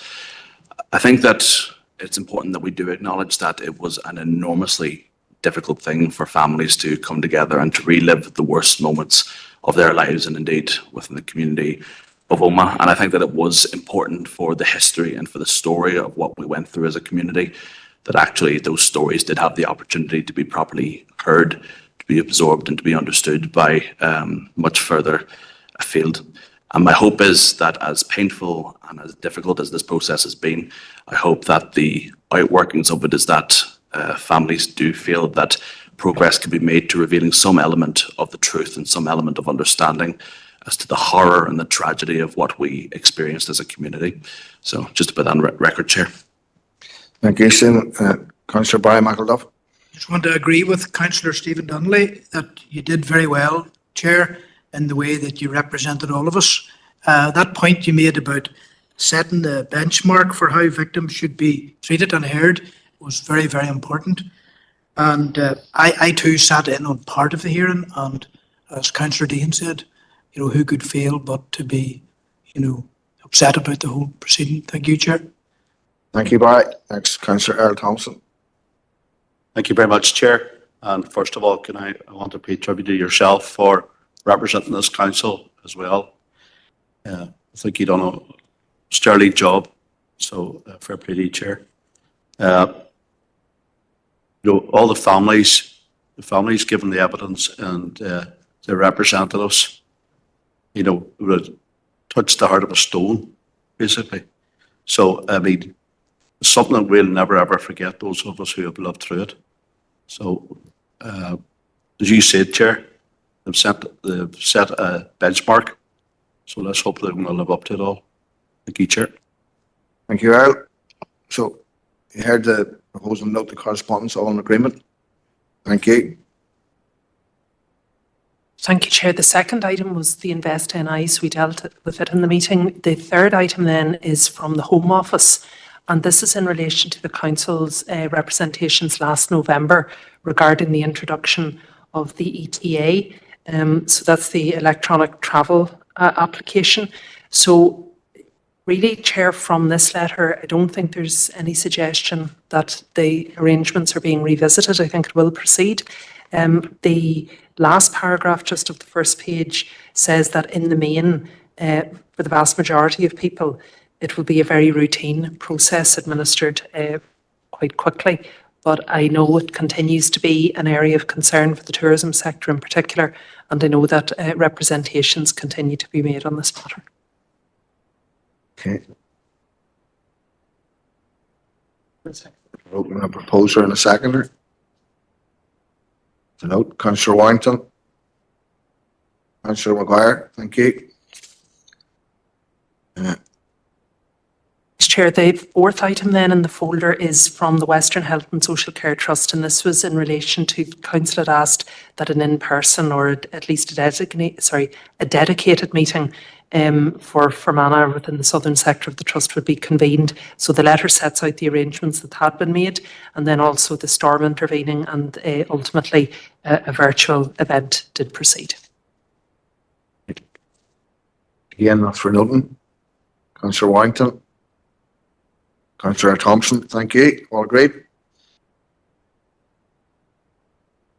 The all other items, so items 5, 6 and 7 have been dealt with in the course of the meeting. The only other final item members might be interested in, Chair, we received an invitation for Wednesday the 18th of March at 4:30, which I know coincides with the Planning Committee. It's for the Law Society, by the Law Society of Northern Ireland and their offices, and it's an event called A Charter for Effective Participation and Communication Between Solicitors and Litigants in Person in Northern Ireland. And it sets out, it's really intended for people who are involved in civil or family proceedings where one party does not have legal representation. So it's a free event. We've been asked to circulate it to members, and just, Chair, if anyone was intending to go, if we'd need those details this evening, please, and we'd record it as a registered duty. The only cost would be travel costs. Okay. Proposer to note that, and if anybody wishes to. I think we're noting that. Okay. So, Mr. Note, Debbie, you're proposing? Thank you. And the second, Roy, thank you. Councillor Crawford. So that concludes the correspondence. So now I had minded to do this a different way, but we've got much further ahead than I thought. So, yes. So item 18 is delegation of council powers to the following committees. So, yeah, sorry, Chair. Just 2 items for environmental services tomorrow evening. Both are deadline driven. The first is the draft response to the review of environmental governance in Northern Ireland, the call for evidence. And secondly, we've received a request from Lochmacrory Community Development Association for the council to partner with them in a grant application. The closing date for that expression of interest is the 10th of March. So just if members were content, we'd proceed with council powers on both matters. Councillor McColgan proposing and Councillor McGrath seconding. All in agreement? Thank you. I think I'll get through them. Yeah. Okay, so I'm not anticipating, we've got 3 motions, and I feel as though they should be fairly straightforward. So I'm going to go to the motions. So first motion is 19.1, a review from Link for the introduction of a banking hub in Lisnaskea, and that's proposed by Councillor Roof, seconded by Councillor Donnelly. So Eddie, you have 5 minutes. Sorry. Now you have 5 minutes. Thank you, Chair. In 3 weeks' time, Lisnaskea will have gone a full year without a bank in the town. Only a few years prior, there were 3 banks, and now some residents of East Fermanagh must make a 1-hour round trip just to visit a bank. At a time when rural communities are struggling to maintain their population, this was a cruel blow. At a time when high streets are under significant pressure, this was another nail in their proverbial coffin. At a time when many people cannot use online banking services, this was yet another detachment from modern society. Access to cash is crucial for businesses and residents alike. Access to financial advice, the same. By removing that focal point in Lisnaskea, it puts the future sustainability of its high street at risk. Now, we are very fortunate that the town is blessed with hard-working business owners, but they need help to stop that rot. When the decision was announced back in November 2023, I decided to contact Cash Access UK and Link, the organisations involved in the rollout of banking hubs across the UK, to request a review of the situation in Lisnaskea. Unfortunately, that review stated Lisnaskea was too small for a banking hub. Now, having seen similarly sized towns in Northern Ireland gain a banking hub, I approached the leadership team at Link to get an explanation. And they stated that the rules meant they could not look at population outside of the town centre, immediately excluding thousands of people in the surrounding villages like Maguire's Bridge, Brookborough and Donagh. But it also excluded even further afield than that, as Lisnaskea serves as the focal point of practically all of East Fermanagh. Link, to their credit, highlighted an ongoing consultation on the rules surrounding their decision-making process, and I am thankful that at the time this council unanimously agreed to participate in that process, and the resulting report was published late in 2024. Now, that report was good news for us and stated that under our proposed approach, designated entities may have to consider the residents of smaller satellite settlements who could be impacted by the loss of services in a nearby larger town. Lisnaskea is clearly a retail and business centre for many settlements in East Fermanagh, and having no banking facilities in the town has massively affected both businesses and residents in the locality. But this motion also looks further afield, as we are also calling on Mid-Ulster Council to do the same for 5 Mile Town. It lost its last bank in 2022, and residents there have to travel to either to Enniskillen or Dungannon for banking services. It covers a huge geographical area that encompasses a large population that would certainly sustain a banking hub in the area. Whilst we as the Alliance Party do not have representation on Mid-Ulster Council, we believe that by placing a banking hub there too, thousands of our council residents close by would also benefit. A stronger local economy in Fermanagh and Omagh cannot solely depend on Enniskillen and Omagh to power its growth. We need towns like Lisnaskea to fight back against the never-ending march of negativity that our high streets face. I hear, and I'm sure all the other councillors do too, the criticism, sometimes warranted, that council does not do enough for local businesses. This is our opportunity tonight to put a positive step forward for businesses in East Fermanagh and back this motion, helping breathe life back into a high street desperately looking for a good news story. Thank you, Chair. Thank you. Next, Councillor Stephen Donnelly. Second the motion.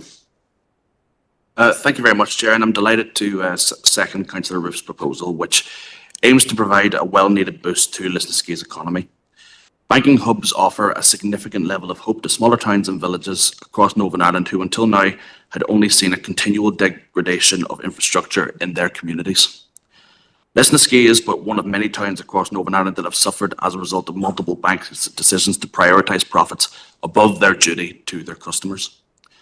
A banking hub has the potential to offer the town access to multiple banks, actually improving the access to cash and services to beyond what Ulster Bank alone could provide.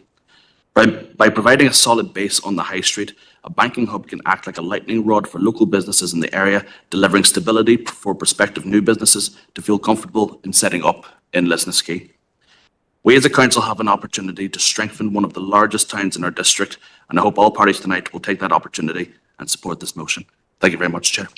Thank you, Stephen. And first indication was Councillor Anne-Marie Fitzgerald online.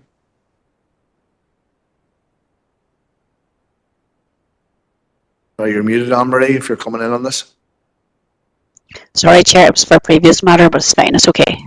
Okay, it's not on this matter, thank you. Councillor Victor Warrington. Thank you, Chair. Well, first of all, I'll start by thanking the member for highlighting the significant issues surrounding the banking facilities in Lisnaskea, in my own area of Erne East. As a councillor, I have been directly involved in addressing the impact of recent bank closures and the challenges they have created for both businesses and individuals in our community. Somebody who has worked over the years in the Lisnaskea and the surrounding area, as the second largest town in Fermanagh, it's been severely affected by the absence of a banking facility. The lack of an essential service is a major setback for local residents and businesses who rely on in-person banking. While I acknowledge the advancements in technology and the increasing shift towards online banking, this transition is not without its challenges. Many of our residents, particularly the elderly, struggle with digital banking, and poor broadband infrastructure in our rural areas only exacerbates the problem. I also welcome the members' recognition of the closures in 5 Mile Town, and I'll add Clogher to that too. Clogher unfortunately lost his Ulster Bank, as these banks also served people and the businesses in the Erne East area. The loss of these banking services had a widespread impact, further highlighting the need for a solution. We must ensure that some form of banking facility is reintroduced into Lisnaskea to meet the needs of our community. Access to financial services is not just a convenience, but a necessity, and I strongly urge the relevant authorities to explore viable alternatives to to support our residents and businesses. The Ulster Unionist Party will be supporting this motion. Thank you, Chair. Thank you, Victor. Next, Councillor Adam Gannon. Thank you, Chair, and thank you to the councillors for bringing this motion tonight. Lisnaskea and the surrounding areas have suffered since Ulster Bank closed its branch in the town, the last bank in the town. And whilst many tasks can now be done online, there are still so many more that need in-person bank access, in particular those transactions relating to cash and other related tasks. In addition to this, bank branches in Enniskillen offer incredibly poor opening hours, restricting access even further. Most businesses or individuals cannot access the banks in Enniskillen within the timeframes given, considering the additional travel they now have. But not to mention that Lisnaskea is Fermanagh's second largest town, and it needs access to these services. Banking Hub would be very welcome, and I would hope Link would look favourably upon our application as a council. I think this would be a great boost to Lisnaskea and the wider area. I know many people from even further, including the likes of Derrylin, would have used this bank. And as well as that, the addition of 5 Mile Town and Lincoln in Mid-Ulster is also very important, because so many people in this council district, as the proposer has outlined, use facilities at 5 Mile Town. It's their closest town as well. But of course, the SDLP will be happy to support this motion, Chair. Thank you. Thank you, Adam. Next, we go to Councillor Nolene Hayes. Thank you, Chair, and I'd like to thank Councillor Ruth, Councillor Donnan for bringing this motion through. Obviously, I'm an Erne East councillor, and myself and my colleagues have been working, including Anya Murphy, MLA, have been working on this issue for around a year since the last Ulster Bank closed there. I would like just to say, though, that Anya Murphy, along with the community and voluntary sector and businesses, obviously we've had a lot of engagement with everybody in Lisnaskea on this. There was a request put in last year to cash access, which was turned down at the time. After a meeting with Cash Access UK, and after the Finance Minister also asked them, they reconsidered the criteria, as you referenced in your speaking, Councillor Ruth, and another another application has been put in the last few weeks. I don't know, that's for obviously for a banking hub and a 24-hour ATM, so it's access to cash as well. I don't believe that's going to prevent us putting in an application as well. I think from what I've seen on the information that anybody can put a request in, but I did just want to put that in already, that obviously we have been working on this for over a year and we agree with everything that all the speakers have said about how it's affected Lisnaskea, and I will be supporting the motion. Thank you, Chair. Okay, thank you, Nolan. Councillor David Maughan. Thank you, Chairman. I too like to thank the members for bringing forward this motion this evening. It is indeed a very important issue. From the outset, I'd like to say that we as a party are supportive of the motion and will be supporting it this evening. Indeed, we made it one of our manifestos recently, commitment to it. We as a party are supportive of the need to work with banks to establish banking hubs. Recent years have seen many banks disappear from our towns and villages. Addressing the adverse impacts of the shift towards a cashless society on older people and businesses in rural areas is vital. Members will be aware that the first banking hub in Northern Ireland opened in Kilkeel, and to all extensive purposes has been a success. It is my understanding that the statistics coming from that, it is businesses that is the majority of users. Obviously there's a lot of private banking going on, but businesses are making vital use of that service. That just goes to show how important it is to businesses to have a reliable banking service close to them and accessible. It is also my understanding that if a banking hub was to be granted, that would not automatically mean that an ATM would also be placed there, so we'd need to keep that in mind. And also, not all banks, mainstream banks, may decide to buy into it if it was open there. So again, we also need to be mindful of that. So to conclude, Chairman, we are supportive of the motion and acknowledge the very vital role banks play in rural areas. Thank you. Thank you. Councillor Seamus Green. Thanks, Chair, and I'd like to thank the Lions Party for bringing this motion. I know there's been a lot of work done with this by local politicians as well, and I suppose we all need to work together on this. I suppose the point I'd like to emphasise there, even in the last 3 or 4 days, if anyone was watching the news, there was a number of banks, their online services was down. I tend to believe that this is going to become the norm rather than the exception in the years ahead. I believe hackers and such likes, and even other countries that is ill intent, will try to do this and disrupt. I believe by closing our high street banks, we're leaving ourselves wide open for this type of thing. And I would try to advise banks to be very, very careful of leaving themselves as just online banks, which seems to be the way they're going. Even in Enniskillen, I was looking there at opening hours. There's opening hours 10 to 4 or 9:30 to 4, and an hour being taken between 12:30 and 1:30 for lunch. It isn't customer friendly. I went into one particular bank in Enniskillen there a couple of weeks ago, and they have a section where customers can go and talk to staff. Now, I was sitting in a seated area on a head back. I could literally hear every word that was going on. I never saw as impersonal a thing in my life. It was outrageous that people's financial business could be heard across the bank. So the banks seem to be leaving it as unfriendly to customers as possible. It seems to be the trend to get people away from banks to make it very not customer friendly. So Sinn Féin will be back in this motion. So that's all I have to say on it. Thank you, Seamus. And I have Councillor Josephine Deehan online.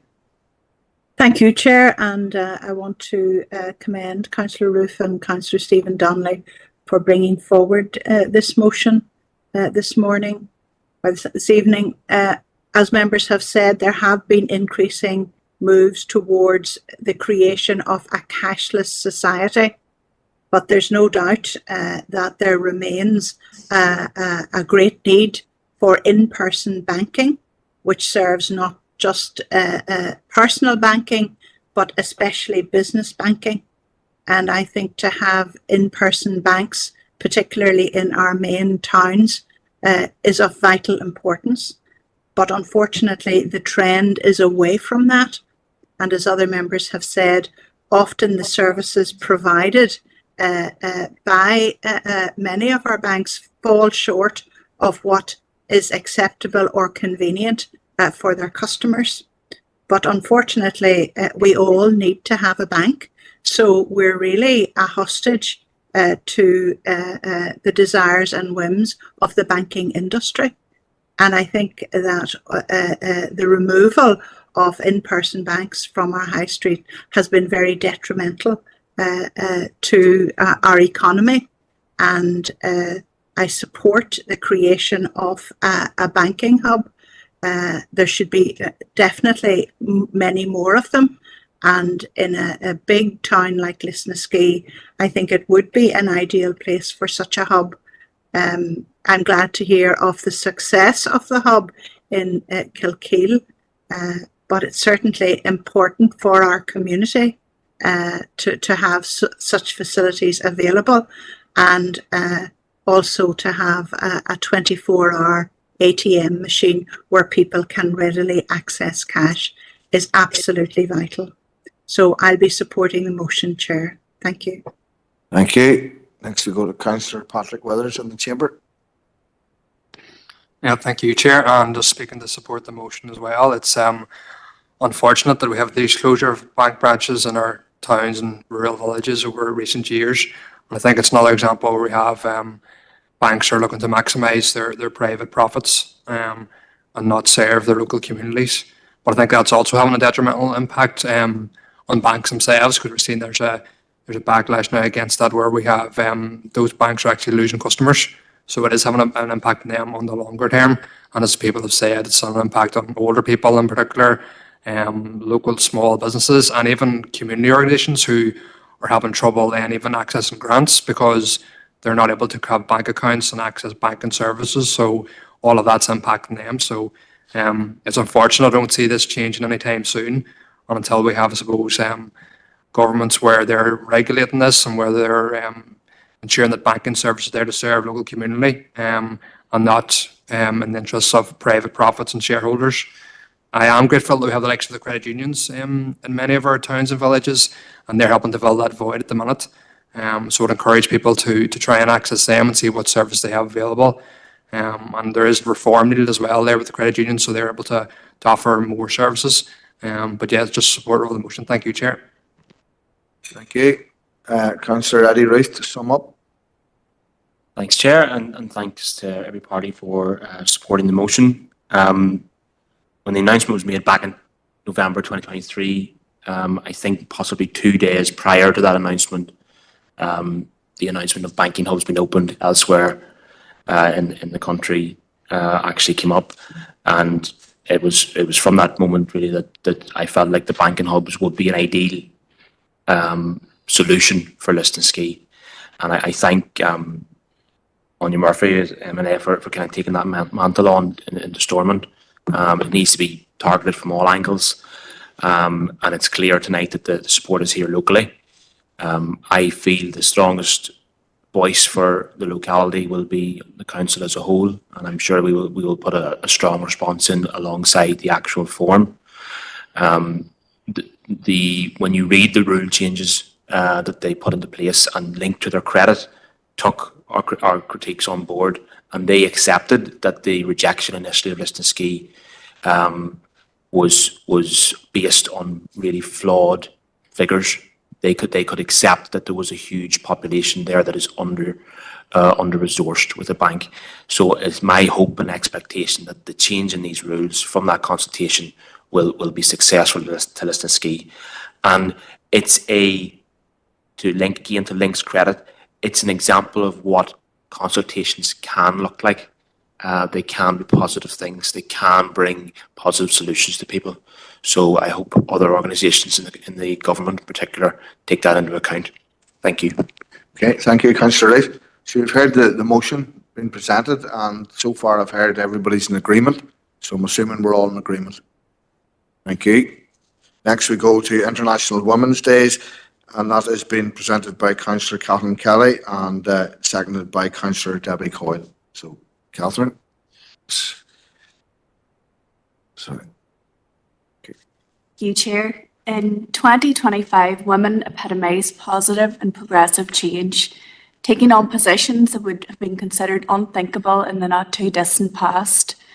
For younger girls and upcoming generations to look around and in every arena of life see women leading the way, it really fills me with optimism for what lies ahead for the future. Each of us can contribute to shaping that brighter tomorrow by working together to end violence against women and girls, provide affordable childcare, close the gender pay gap, and remove barriers to improving women's health issues. International Women's Day is an opportunity not to just celebrate ourselves and our mothers, our sisters, our daughters, and our friends, but to acknowledge the work of those who worked so hard to achieve gender equality. From Mary Ann McCracken and Winifred Kearney to Rosa Parks and Angela Davis, and women across the world united in that struggle. While we have made significant progress, there is much work still to be done. Violence against women and girls is at epidemic levels, and we must face that fact. The north of Ireland is the most dangerous place in Europe to be a woman. Every woman and girl deserves to enjoy their life free from misogyny and violence. Safety is not a privilege, it is a right. Communities and women's support groups are at the heart of this life-changing work, and we must continue to support those doing incredible work to educate, empower, and deliver lasting change. People are struggling with the rising cost of living, and the cost of period products can place a huge financial burden on them. I'm pleased that a bill passed in the Assembly recently came into effect to make period products free in schools and public buildings. These products are essential and they are not a luxury. As a mother of 2 young children in childcare, I was glad to see affordable childcare as one of the priorities in the programme for government. Thousands of parents across Fermanagh and Omagh have benefited from the childcare subsidy scheme, which has reduced bills by 15%. And just before Christmas, former Finance Minister Keith Archibald doubled the budget for childcare. Schemes like this enables parents, and in particular women, to stay in or return to work. The focus should be on continuing to work together to ensure no parent has to choose between work and their child's future.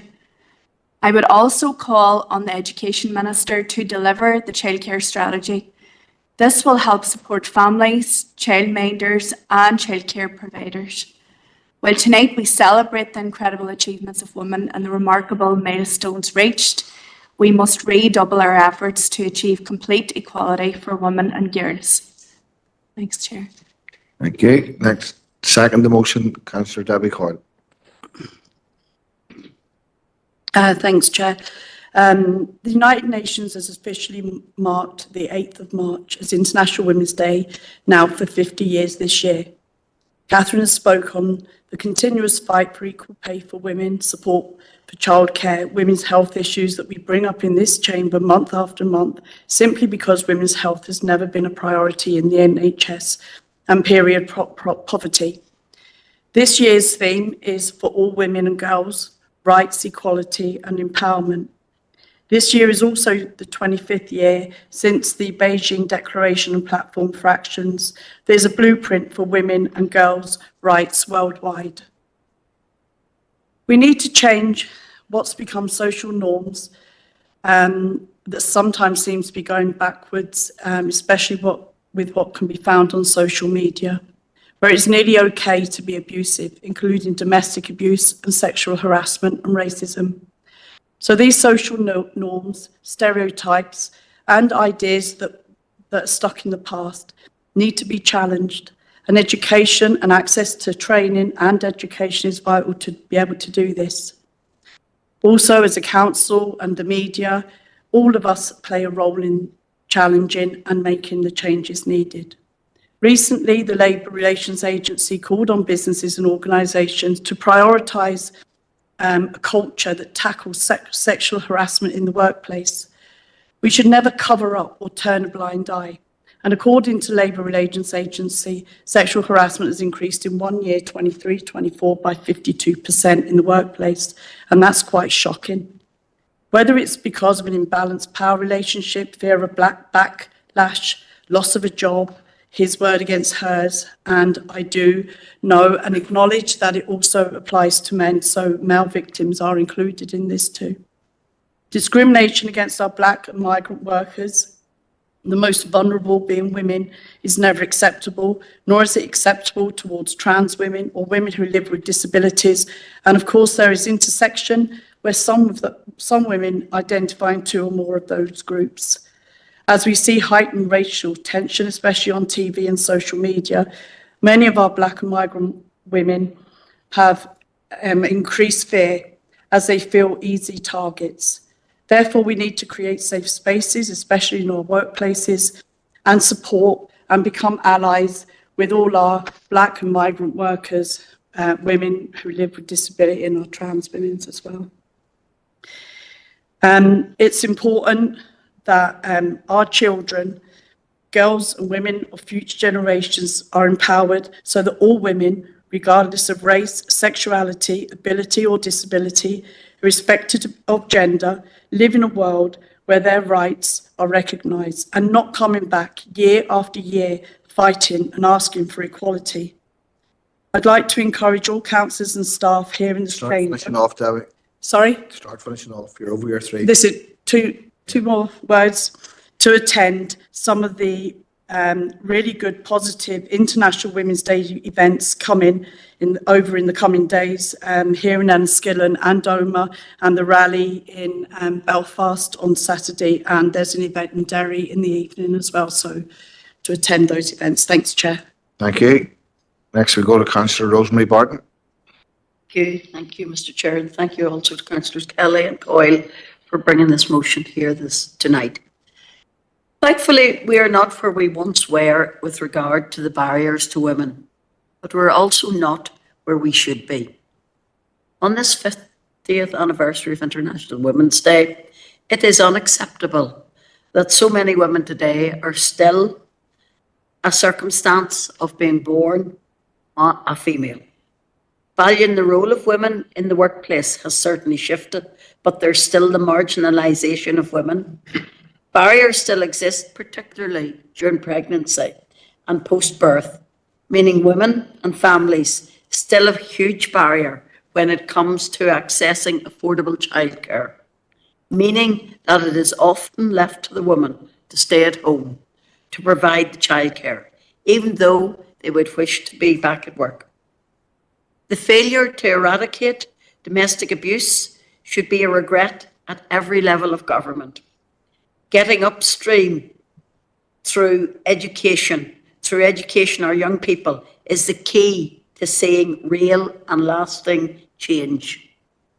Initiatives and measures must be put in place to remove the fear of domestic abuse. Women's health issues, including period awareness, perinatal mental health, and menopause, should not be a taboo subject. This is an area for development and awareness raising, not only through the age-appropriate education, but also being raised in industry, by employers and government bodies. In conclusion, it is a stark reality, while progress has been made in removing the gender equality barriers, there is still more to be removed. There must be an environment, let it be at home, in the workplace or elsewhere, that equality for women and men is accessible to all genders. That promotion of equality is a must. The UUP today will be supporting this motion. Thank you, Rosemary. I'm going online now. Anne-Marie, were you looking to come in on this one? No? Sorry, your hand's still up there. Councillor Josephine Dean. Thank you, Chair, and I do want to commend Councillor Catherine Kelly and Councillor Coyle for bringing forth this very important motion as we approach International Women's Day, Chair. So I think it is a case that much has been achieved by women over the last 50 years and more, but there is still much more to be done with regard to promoting the equality of women. And I think over the years, this council has been very proactive in promoting women's issues in terms of equality of opportunities in employment. We look for very positive role models in our own chief executive and many members of our senior management team. And we can admire women who have striven to achieve the very height of success within their professions. But sadly, there is more to be done. One of the priorities for this year's International Women's Day is to accelerate action for gender equality. And according, Chair, to the World Economic Forum, it will take 5 generations, i.e. up to 2158, for women to reach full gender equality. So as a society, what we have to do is to eliminate those barriers, those systemic barriers and biases which face women and which they have to overcome in achieving their true potential. And Councillors Kelly and Coyle have indicated for us some of the major challenges still remaining. But I think that as a council going forward, we should redouble our efforts to ensure that every woman has the opportunity of reaching her potential. So I'm delighted to support the motion, Chair. Thank you. Thank you. Next we go to Councillor Stephen Donnelly in the chamber. Thank you very much, Chair, and can I thank Councillor Kelly and Councillor Coyle for bringing forward this important and timely motion marking International Women's Day in 2025, which as always presents an opportunity to reflect on the progress made, but also the serious challenges to be overcome. From the liberalisation of divorce to the wider provision of reproductive healthcare services to the greater number of leadership roles in which we see women play a part, progress has been made slowly, but with great struggle. And so the theme of International Women's Day this year being Accelerate Action is entirely appropriate. So much of our lives have been held to ransom in recent years by the politics of veto and dysfunction. It is crucial that we now have a time of stability to properly make strides forward on gender equality. We need to accelerate action to dismantle economic barriers to the full participation of women in the workforce, not least the enduring challenge of work-life balance, where key interventions such as childcare provision have a big role to play, and we welcome the recent progress in this space. We need to accelerate action to ensure that the voice of women in the public square is empowered and capable of being safely expressed, particularly in the realm of the modern social media landscape. Online abuse is disproportionately targeted towards women with the intention of bullying women into silence. And we must be conscious that the freedom of expression of women is undermined for as long as social media remains a chaotic mess with few rules and even fewer facts, which is part of the reason why my colleague Saoirse Eastwood MP has campaigned extensively on action to ensure safeguards in the online space. We need to accelerate action to build a safer society for women in our homes and on our streets, as the plague of intimidation, harassment, and domestic abuse remains a toxic reality in our society and reinforces the importance of the executive strategy to end violence against women and girls being properly resourced and delivered with tangible outcomes. And Alliance will continue our work to ensure progress in this respect. I welcome that the motion makes reference to the unique experiences faced by trans women, women with disabilities, and those from ethnic minority backgrounds. We cannot allow the storm of self-serving culture wars to prevent us from dismantling the discrimination that faces all women. In concluding, Chair, I want to acknowledge the work that many grassroots organisations and volunteers play on a daily basis to tackle gender-based inequality. And in particular, I would like to pay tribute to the work of Omagh Women's Aid and Fermanagh Women's Aid, who carry out incredible work in deeply difficult circumstances. On behalf of Alliance, we support the motion and we recommit ourselves to the work of building a more equal society for all of our people. Thank you, Chair. Thank you. Councillor Bernard McGrath. Thank you, Chair. We also welcome this very timely motion from the Sinn Féin councillors. As the motion states, women's rights and awareness of women's issues have come a long way in the past 50 years, but there are still many challenges faced by women, and we welcome the call for this council to help tackle the issues still being faced by women in society today. As a public body, it is particularly important that we as a council take action on this and lead by example. The council has worked actively to tackle many of the issues raised in the motion, but we can always do more. It is important to note that men too have a role to play in standing with women and being strong allies in the campaign for equality, and particularly challenging other men and outdated opinions they may hold. Thank you once again to the councillors for bringing this motion tonight, and we are very happy to support this motion. Thank you, Chair. Okay, thank you. Next we go to Councillor Dermot Brown.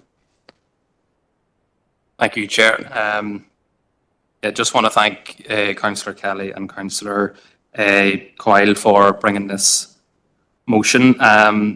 International Women's Day is a day to celebrate the important role that women play in society, and also to reflect on the positive female role models in our own lives. I want to do something a little bit different and highlight the very inspirational work of a group of women who I believe deserve recognition, and that is the work of Dr. Lubna Alazazia and her team, who run a women's health centre in Gaza. It's a hugely important service for the women in Gaza, especially pregnant women and women with newborn babies. The centre provides a safe space for women where they can seek medical aid or advice. Unfortunately, like much of Gaza, the Women's Centre was targeted by an Israeli airstrike in the last number of months, and it was completely destroyed. This is just another example of the reality of a genocide where people are losing their lives every single day. There is no more dangerous place in the world right now for a woman than Gaza. Dr. Lubna now runs the Women's Health Centre from a makeshift tent, and she's trying her best to provide a vital service in an impossible situation. Last week, a number of pro-Palestinian activists in Enniskillen organised a coffee morning to raise funds for the Women's Centre, and I'm delighted to say that over £1,300 was raised. This money will be used to procure medical equipment and other essential items like baby food and warm clothing, and people can still donate. There's a GoFundMe link. So just to conclude, I suppose I really think that it's an inspirational story of the work that's going on by Dr. Lubna, and I think it really signifies what International Women's Day is about, you know, the strength and the power that women have. And I think it's a very, very powerful message of compassion and strength, even in the most hostile of environments. And I think that's something worth recognising. Thank you, Chair. Okay, next we go to Councillor Mark Buchanan. Thank you, Chair, for the opportunity to speak on the motion. There's some very valid points outlined within the motion around unequal pay, discrimination, childcare and women's health. Our MLAs in the Assembly have co-signed a motion to mark International Women's Day, and we fully recognise the importance of addressing systematic inequalities within our society, including respect of gender, whether it be in Fermanagh and Omagh or indeed another part of Northern Ireland. We want to see a concerted effort to remove barriers to education, employment and public life for women in our society. Gordon Lyons has paved the way for gender pay reporting to be operationalised as part of the employment bill coming forward from DFE. In education, Paul Gibbons' childcare subsidy scheme is benefiting many female parents who would otherwise struggle to return to or stay in the labour market. And sexual and violent crime against women and girls is an abhorrent and sadly a major feature of crime trends locally. That should never be tolerated or excused. We recognise the distress and trauma these offences cause victims and their families. And the Executive Strategic Framework on ending violence against women and girls is a welcome step forward. We want to see buy-in from departments, public bodies and local councils to ensure there's a whole system approach to tackling the rising harm. However, we are not willing to lend our hand to proposals that risk anomalising the status and life experience of women and girls. The conflation of International Women's Day and trans women in the motion is deeply misguided. We will not deliver on the ethos of International Women's Day and advance gender equality by infringing sex-based rights for women that they have secured over many years. The objective of promoting equality and opportunity for women will also not be progressed by allowing young women to have access to puberty blockers with all of the life-changing impacts they have. And our party cannot support the motion with its current wording, including trans women. My own belief is that there's only two genders, and that is male and female, and that is where my moral compass lies. So I'd ask that you take a vote in this, Chair, please. Thank you. Okay, next we go to Councillor Patrick Withers. Thank you, Chair, and thank the proposers for bringing forward the motion. It's disappointing that we continue to live in a society where there's huge gaps in inequalities, the roots of which will lie in their current economic system that allows for low-paid jobs and zero-hour contracts. And obviously that's particular in sectors where women are more likely to be employed, such as the hospitality sector. We also have an economy which doesn't recognise the value of carers, again an area of work which sees often falls to predominantly women. The women in our lives who do so much of that for our sick and our elderly and our children. And indeed, research has shown last year that carers save the health service £5.8 billion per year. So we can see the major impact that would have on our economy and continues to have. We need to see reforms in our economy, one which is not driven by private profits and doesn't value the work of those who care for the sick and the elderly and our children, and one that where we see people receiving a fair pay for a fair day's work. And only then will we get to the root of these inequalities, which truly values everyone. When I say those sectors, I particularly see women working in those backgrounds. Thank you, Chair. Thank you, Patrick. And before I go back to Catherine, I'm going to pass a comment as well. I've mentioned this before, but I'm going to mention it again. Whilst my father was a politician, my mother was the trade unionist in our house. And whilst I have a significant birthday coming up this year, when my mother informed her employers, who were the Fermanagh County Health Board, that she was pregnant, they sacked her. So that's how far we've come in almost 60 years. Maybe it was 60 years. My math isn't good, but I think that's significant how far we have come. That even in an area like this, 60 years ago, women were being sacked simply for being pregnant. So back to you now, Catherine. So thank you for bringing the motion. Sorry, I can't. I've muted you. Thank you, Chair, and thank you everyone for your contributions. I'll just go through a few. Everybody made very positive statements mostly. Debbie mentioned social norms and social media's role, and that the fact that sexual harassment has increased in workplaces, and she urged councillors to attend International Women's Day events in the days ahead. Rosemary talked about the barriers to pregnant women and women post-pregnancy, especially when it comes to childcare. And very rightly, Rosemary mentioned education as a tool to educate young people on equality. Josephine talked about much more needing to be done to remove barriers. Both Bernard and Josephine mentioned how effective our council has been in promoting and supporting women. And Josephine mentioned the fact that it will take 5 generations before we reach full gender equality. Therefore, as a society, we have so much more to do.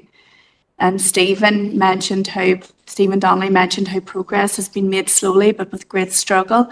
He talked about accelerating action to ensure the voices of women are heard.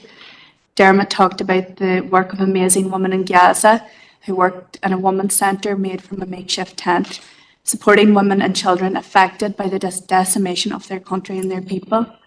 I would like to thank Mark for his contribution in part, but in my opinion, we cannot pick and choose when we believe people deserve equal rights. Thank you, Chair. Okay. There are opposition, so if we're going to go straight to a vote here on this, so thank you. Should be coming up on there.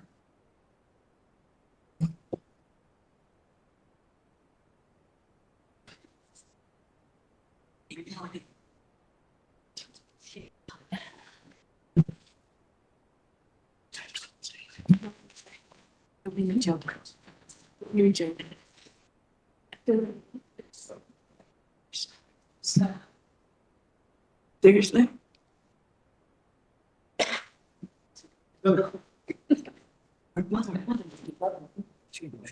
Yes, where is it?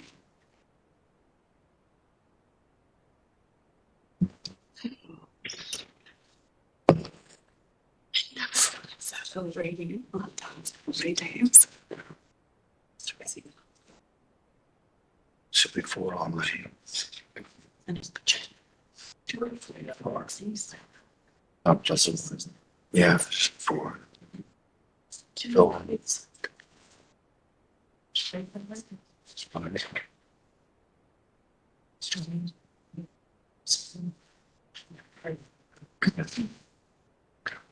easy.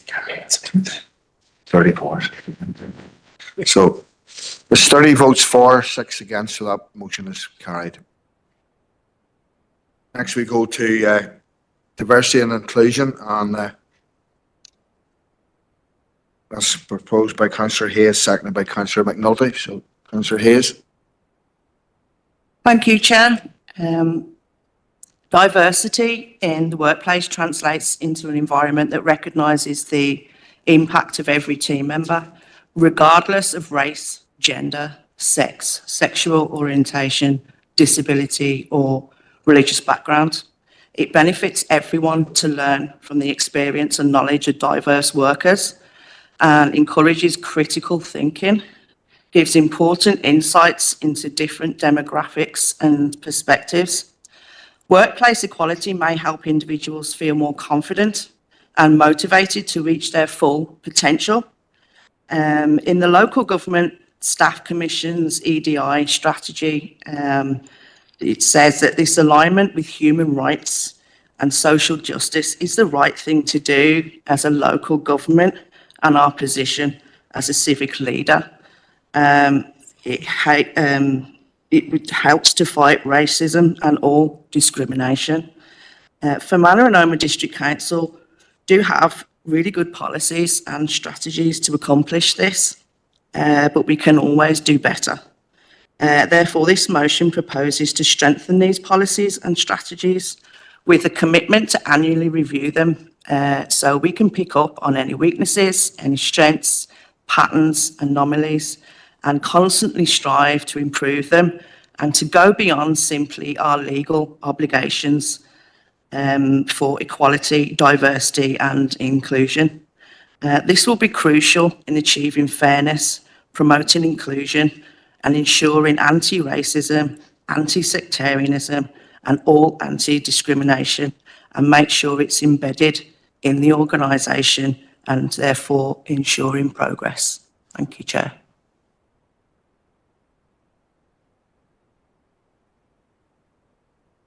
Graham for Caherley. I'd like to fully support Councillor Hayes. We know that education, communication and keeping equality on the table is key for us all to understand racial bias.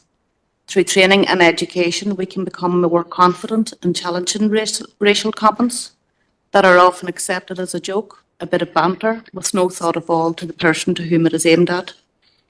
It is vital that all those in management and leadership positions are trained in diversity and racial bias so they can set a good example for a culture of tolerance and acceptance for us all.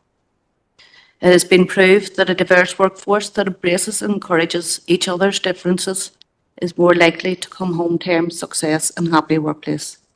The strategy, as Nolan has said, is something that we as a council can lead the way in supporting a diverse workforce and implement a zero tolerance of any discrimination. Thank you. Thank you, Colette. Next we'll go to Councillor Eddie Roof. Thanks, Chair, and thanks to Councillor Hayes and McNulty for the motion, particularly the concrete recommendations to be carried out by Fermanagh and Omagh District Council. Fermanagh and Omagh is home to a strong, vibrant and diverse community of people from all backgrounds, creeds, cultures. And it's a better place to live due to that diversity provided by all those communities. And a council workforce that reflects the community it represents should be a target that all parties strive for. An annual review will allow us to assess our progress towards that target, providing an opportunity to change course or policy as we see fit. Industry standard training on diversity and inclusion would be welcome, but I would be keen to hear from the corporate team what the current training offering is and whether they feel it is currently covered by that. This motion aims to celebrate and promote the benefits of the diversity in our society, and as a result, we as the Alliance Party warmly support this motion. Thank you. Thank you. Next we go to Councillor Debbie Coyle. Thanks, Chair. I just want to acknowledge that it does take a lot of confidence to challenge unacceptable comments, and even looking at your own your biased opinions on people. That can be a bit of a challenge to ourselves as individuals, and then but once we are educated and we are accepting of others, that we don't allow others to become disrespectful, and that we can challenge their comments. I was going to ask if we could send this motion to the other 10 councils because they all have signed up to the strategy. And it's to strengthen this and make sure that this doesn't become, we all passed this in December, or well, I suppose it was passed in January's meeting. And it's just so that we don't, that this is implemented and doesn't just sit on a shelf gathering dust. So I'd like to propose, if I'm allowed to, that this motion is now sent to the other 10. Am I not allowed to do that? I'm looking at your face, Alison. No, you're not. It wasn't in part of the motion. Right, so it'll have to- okay. That's okay. Well, I'll do it If we have time, I'll pick it up under AOB, but you can't do Okay, it at this thank you. stage. Yeah, that would be appreciated. Thank you. And so just to sort of support the motion and cheers. Okay, thank you, Councillor Adam Gannon. Thank you, Chair, and thank you to the councillors for bringing this motion tonight. I think we're truly blessed to be living in an increasingly diverse community.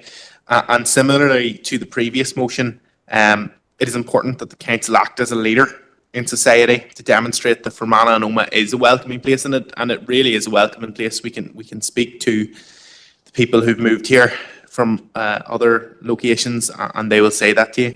Now, that's not foregoing any challenges they may face, but many of the people who have moved here take on key roles in things like our health and social care system. And without people moving here, without people migrating here, our health and social care service would collapse.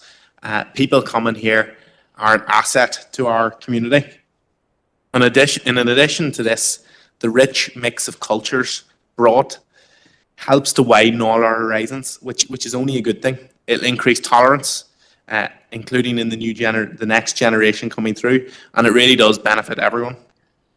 Anything we can do to help make this place more tolerant and inclusive is very welcome and is worth doing, Chair, and the SDLP will be supporting the motion. Thank you.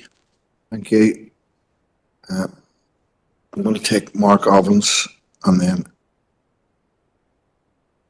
Councillor Mark Ovens. Thank you, Chair, and I just want to thank the two proposers of the motion. I think it will probably be of the unanimous view that a council is only as good or is only as strong as its workforce, and therefore, I, on behalf of the Ulster Party, have absolutely no difficulty in saying the best people should be in the right posts, regardless of their own ethnic background, their religion, or their own personal circumstances. And indeed, as Adam Gannon or Councillor Gannon has just mentioned, there are a number of industries locally in Northern Ireland, but particularly in the Fermanagh and Omagh Council, that would collapse if it weren't for their migrant workforce. And that's why the attacks that happened last summer right across Northern Ireland were such a retrograde step, because we should be sending out that unanimous message that Northern Ireland is an open and welcoming society, which I do genuinely think that it is, but there are always a very, very small minority of people in the community that will always try to drag us back. But I think generally there's a broad consensus that we do need to move forward in that regard. We only have to look to see the rise in hate crime and online abuse, to be fair, both in the Republic of Ireland and also even across many other parts of the UK, to see where we shouldn't be. And I do think Northern Ireland, whilst there has been a number of issues, as I say, in recent months and years, I do think Northern Ireland, with occasional exceptions to the likes of last summer, we have been in a better place than many of those other areas. And because it's a simple matter of fact, there should be no place for discrimination or religious or racial bias in 2025. And then, Chair, just really referring to the motion, absolutely, we do agree that steps should be taken to encourage a diverse workforce. And as part of that, we have no difficulty in encouraging applicants, particularly from those underrepresented or minority backgrounds, to come forward for positions within the council. Because, as I said in the opening remarks, the council is only as strong or is only as good as its workforce. So we'll support the motion. Thank you. Thank you. I'm looking at a proposer to continue the meeting for a further 30 minutes. I believe we'll get it finished. So Councillor Coyle and Councillor Covert all agreed. Thank you. Next we go to Councillor Shirley Hawkes. Sorry, Shirley. All right. Thank you, Chair, and thank you to the councillors who brought this motion tonight. We do not support investing in a new bespoke and hugely costly diversity, equality and inclusive agenda. Of course, we want to see all persons treated fairly and respectfully. However, Council is already bound by the various demands of Section 75 of the Northern Ireland Act 1998 and the need to ensure there is equal opportunity in how recruitment takes place and services are delivered. Going beyond this would not be in the public interest or represent value for money in the current constrained financial climate. Does the Council not already have an Equality Diversity Officer? Is it not already obliged to monitor equality data with respect to its workforce? Is there not then the possibility of duplication? This obsession with identity politics is unhealthy and distracts both in time and resources from the practical challenges facing local ratepayers and hard-working families on bread and butter issues every single day. The DUP believes that recruitment should be primarily merit-based and that we should be spending ratepayers' money on areas where Council can deliver real and lasting change for those it serves, not on advancing the narrow agendas of certain interest groups. Thank you.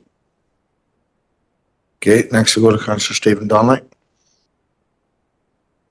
Chair, thank you very much. And I wasn't going to comment on this because I actually think that it's fairly self-explanatory that we benefit as a society whenever we engage and reach out to the widest possible cross-section of our society to avail of the talent, the skill, and the contribution that is out there that can be made by people of all backgrounds.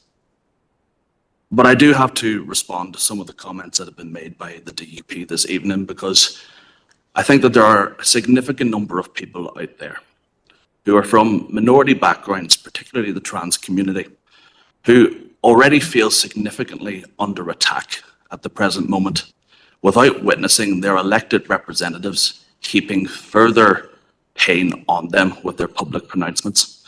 I speak as somebody who is trans members of my family. I speak as somebody who is trans members of my friendship circle. Their lived realities are real. They're not making it up. There is no pleasure, there is no joy whatsoever to live a life which is constantly being scrutinized and questioned by those who are in a position of leadership. And I gently say, in relation to the previous remark that was made, with respect to an obsession with identity politics, the people who have got the obsession are those who refuse to stop intruding into the lives of people that they don't understand. And we need to get to a position where all people are treated fairly, that they are included, and that there is equality for all across the board. That includes those who are from the trans community. Thank you, Chair. Thank you. Finally, we'll go to Councillor Josephine Deacon online. Thank you, Chair. Well, I too would like to thank Councillor Hayes and Councillor McNulty for bringing forward this motion this evening, which I'm more than happy to support. It's very good to see that in Northern Ireland in general and in our own district council area, we are living in a much more diverse community. And in my own profession, I do see the contribution that people from ethnic minorities and people, immigrants, make to the delivery of health and social services. And almost without exception, they are very caring and dedicated professionals who add much to our workforce. I think that this motion is very powerful in that it does address issues like unconscious bias that some of us may have, and the need that each and every one of us have for more education in this area. It's about respecting the humanity and the human rights of every single individual person, and to make sure that they are able to avail of equal opportunities within the workforce. And I have no doubt that Fermanagh and Omagh District Council are very cognizant of their responsibilities in this area. But I do think that to have an annual review of our employment demographics, all of those things, and an educational programme for our staff members just to promote diversity and inclusion and work towards eliminating any trace of racism from our society must be seen as a very positive way forward. So I do support the motion, Chair. Thank you. Thank you. Go back to Councillor Hayes to sum up. Oh, sorry. Thank you, Chair, and thanks to everyone who spoke on this, and thanks for your support. I think it is especially important now to keep raising this issue and for Manor and Omagh District Council to keep progressing on this issue. I'd like to especially highlight Councillor Donnelly's comments, and that is actually especially the reason why this motion has been brought forward at this time. There is rising attacks on diversity across these islands, not only from ordinary people, but from politicians. And yeah, gender identity politics is on the news, it's in social media, because they're being attacked and their rights are being taken away. Okay? Especially if you look over to America and see the horrific stripping and rolling back of hard-won human rights, it's more important than ever that we strive to prevent that happening here and to make sure that we continue the progress. And as for Manor and Omagh District Council, we strive to continue that progress with our staff here. So I'd like to thank everyone for their support. Thank you, Chair. Okay. I've got the feeling there's some dissent, so I'm going to put this straight to a vote.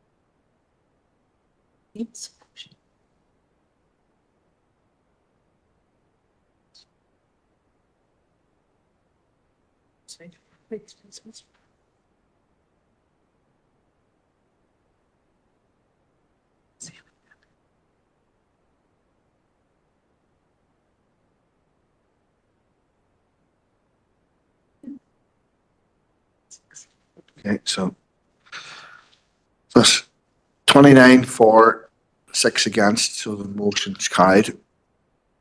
Next, we go to agenda item 20, which is any urgent relevant business. I had 2 notifications and one which arose during the meeting.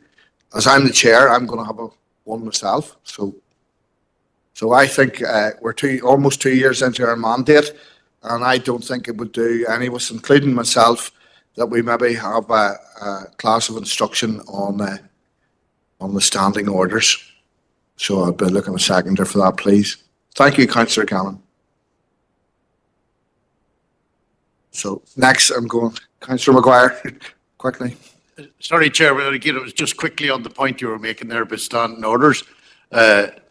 Something that irritated me slightly during the meeting is that some councillors in the chamber take an opportunity to raise an issue that's not on the agenda. They raise the issue in open forum, and it's usually picked up. And then they're told that they're out of order.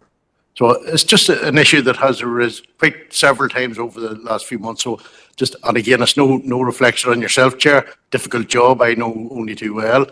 But I think part of the instruction that councillors need to understand is what they can and can't raise in open forum for discussion. Thank you. I think that'll all be teased out. Okay, so first of all, I have Councillor Barton and Councillor Michael Duff had indicated, and then I have Councillor Coyle. So I'm going first to Councillor Barton. Thank you, Mr. Chairman.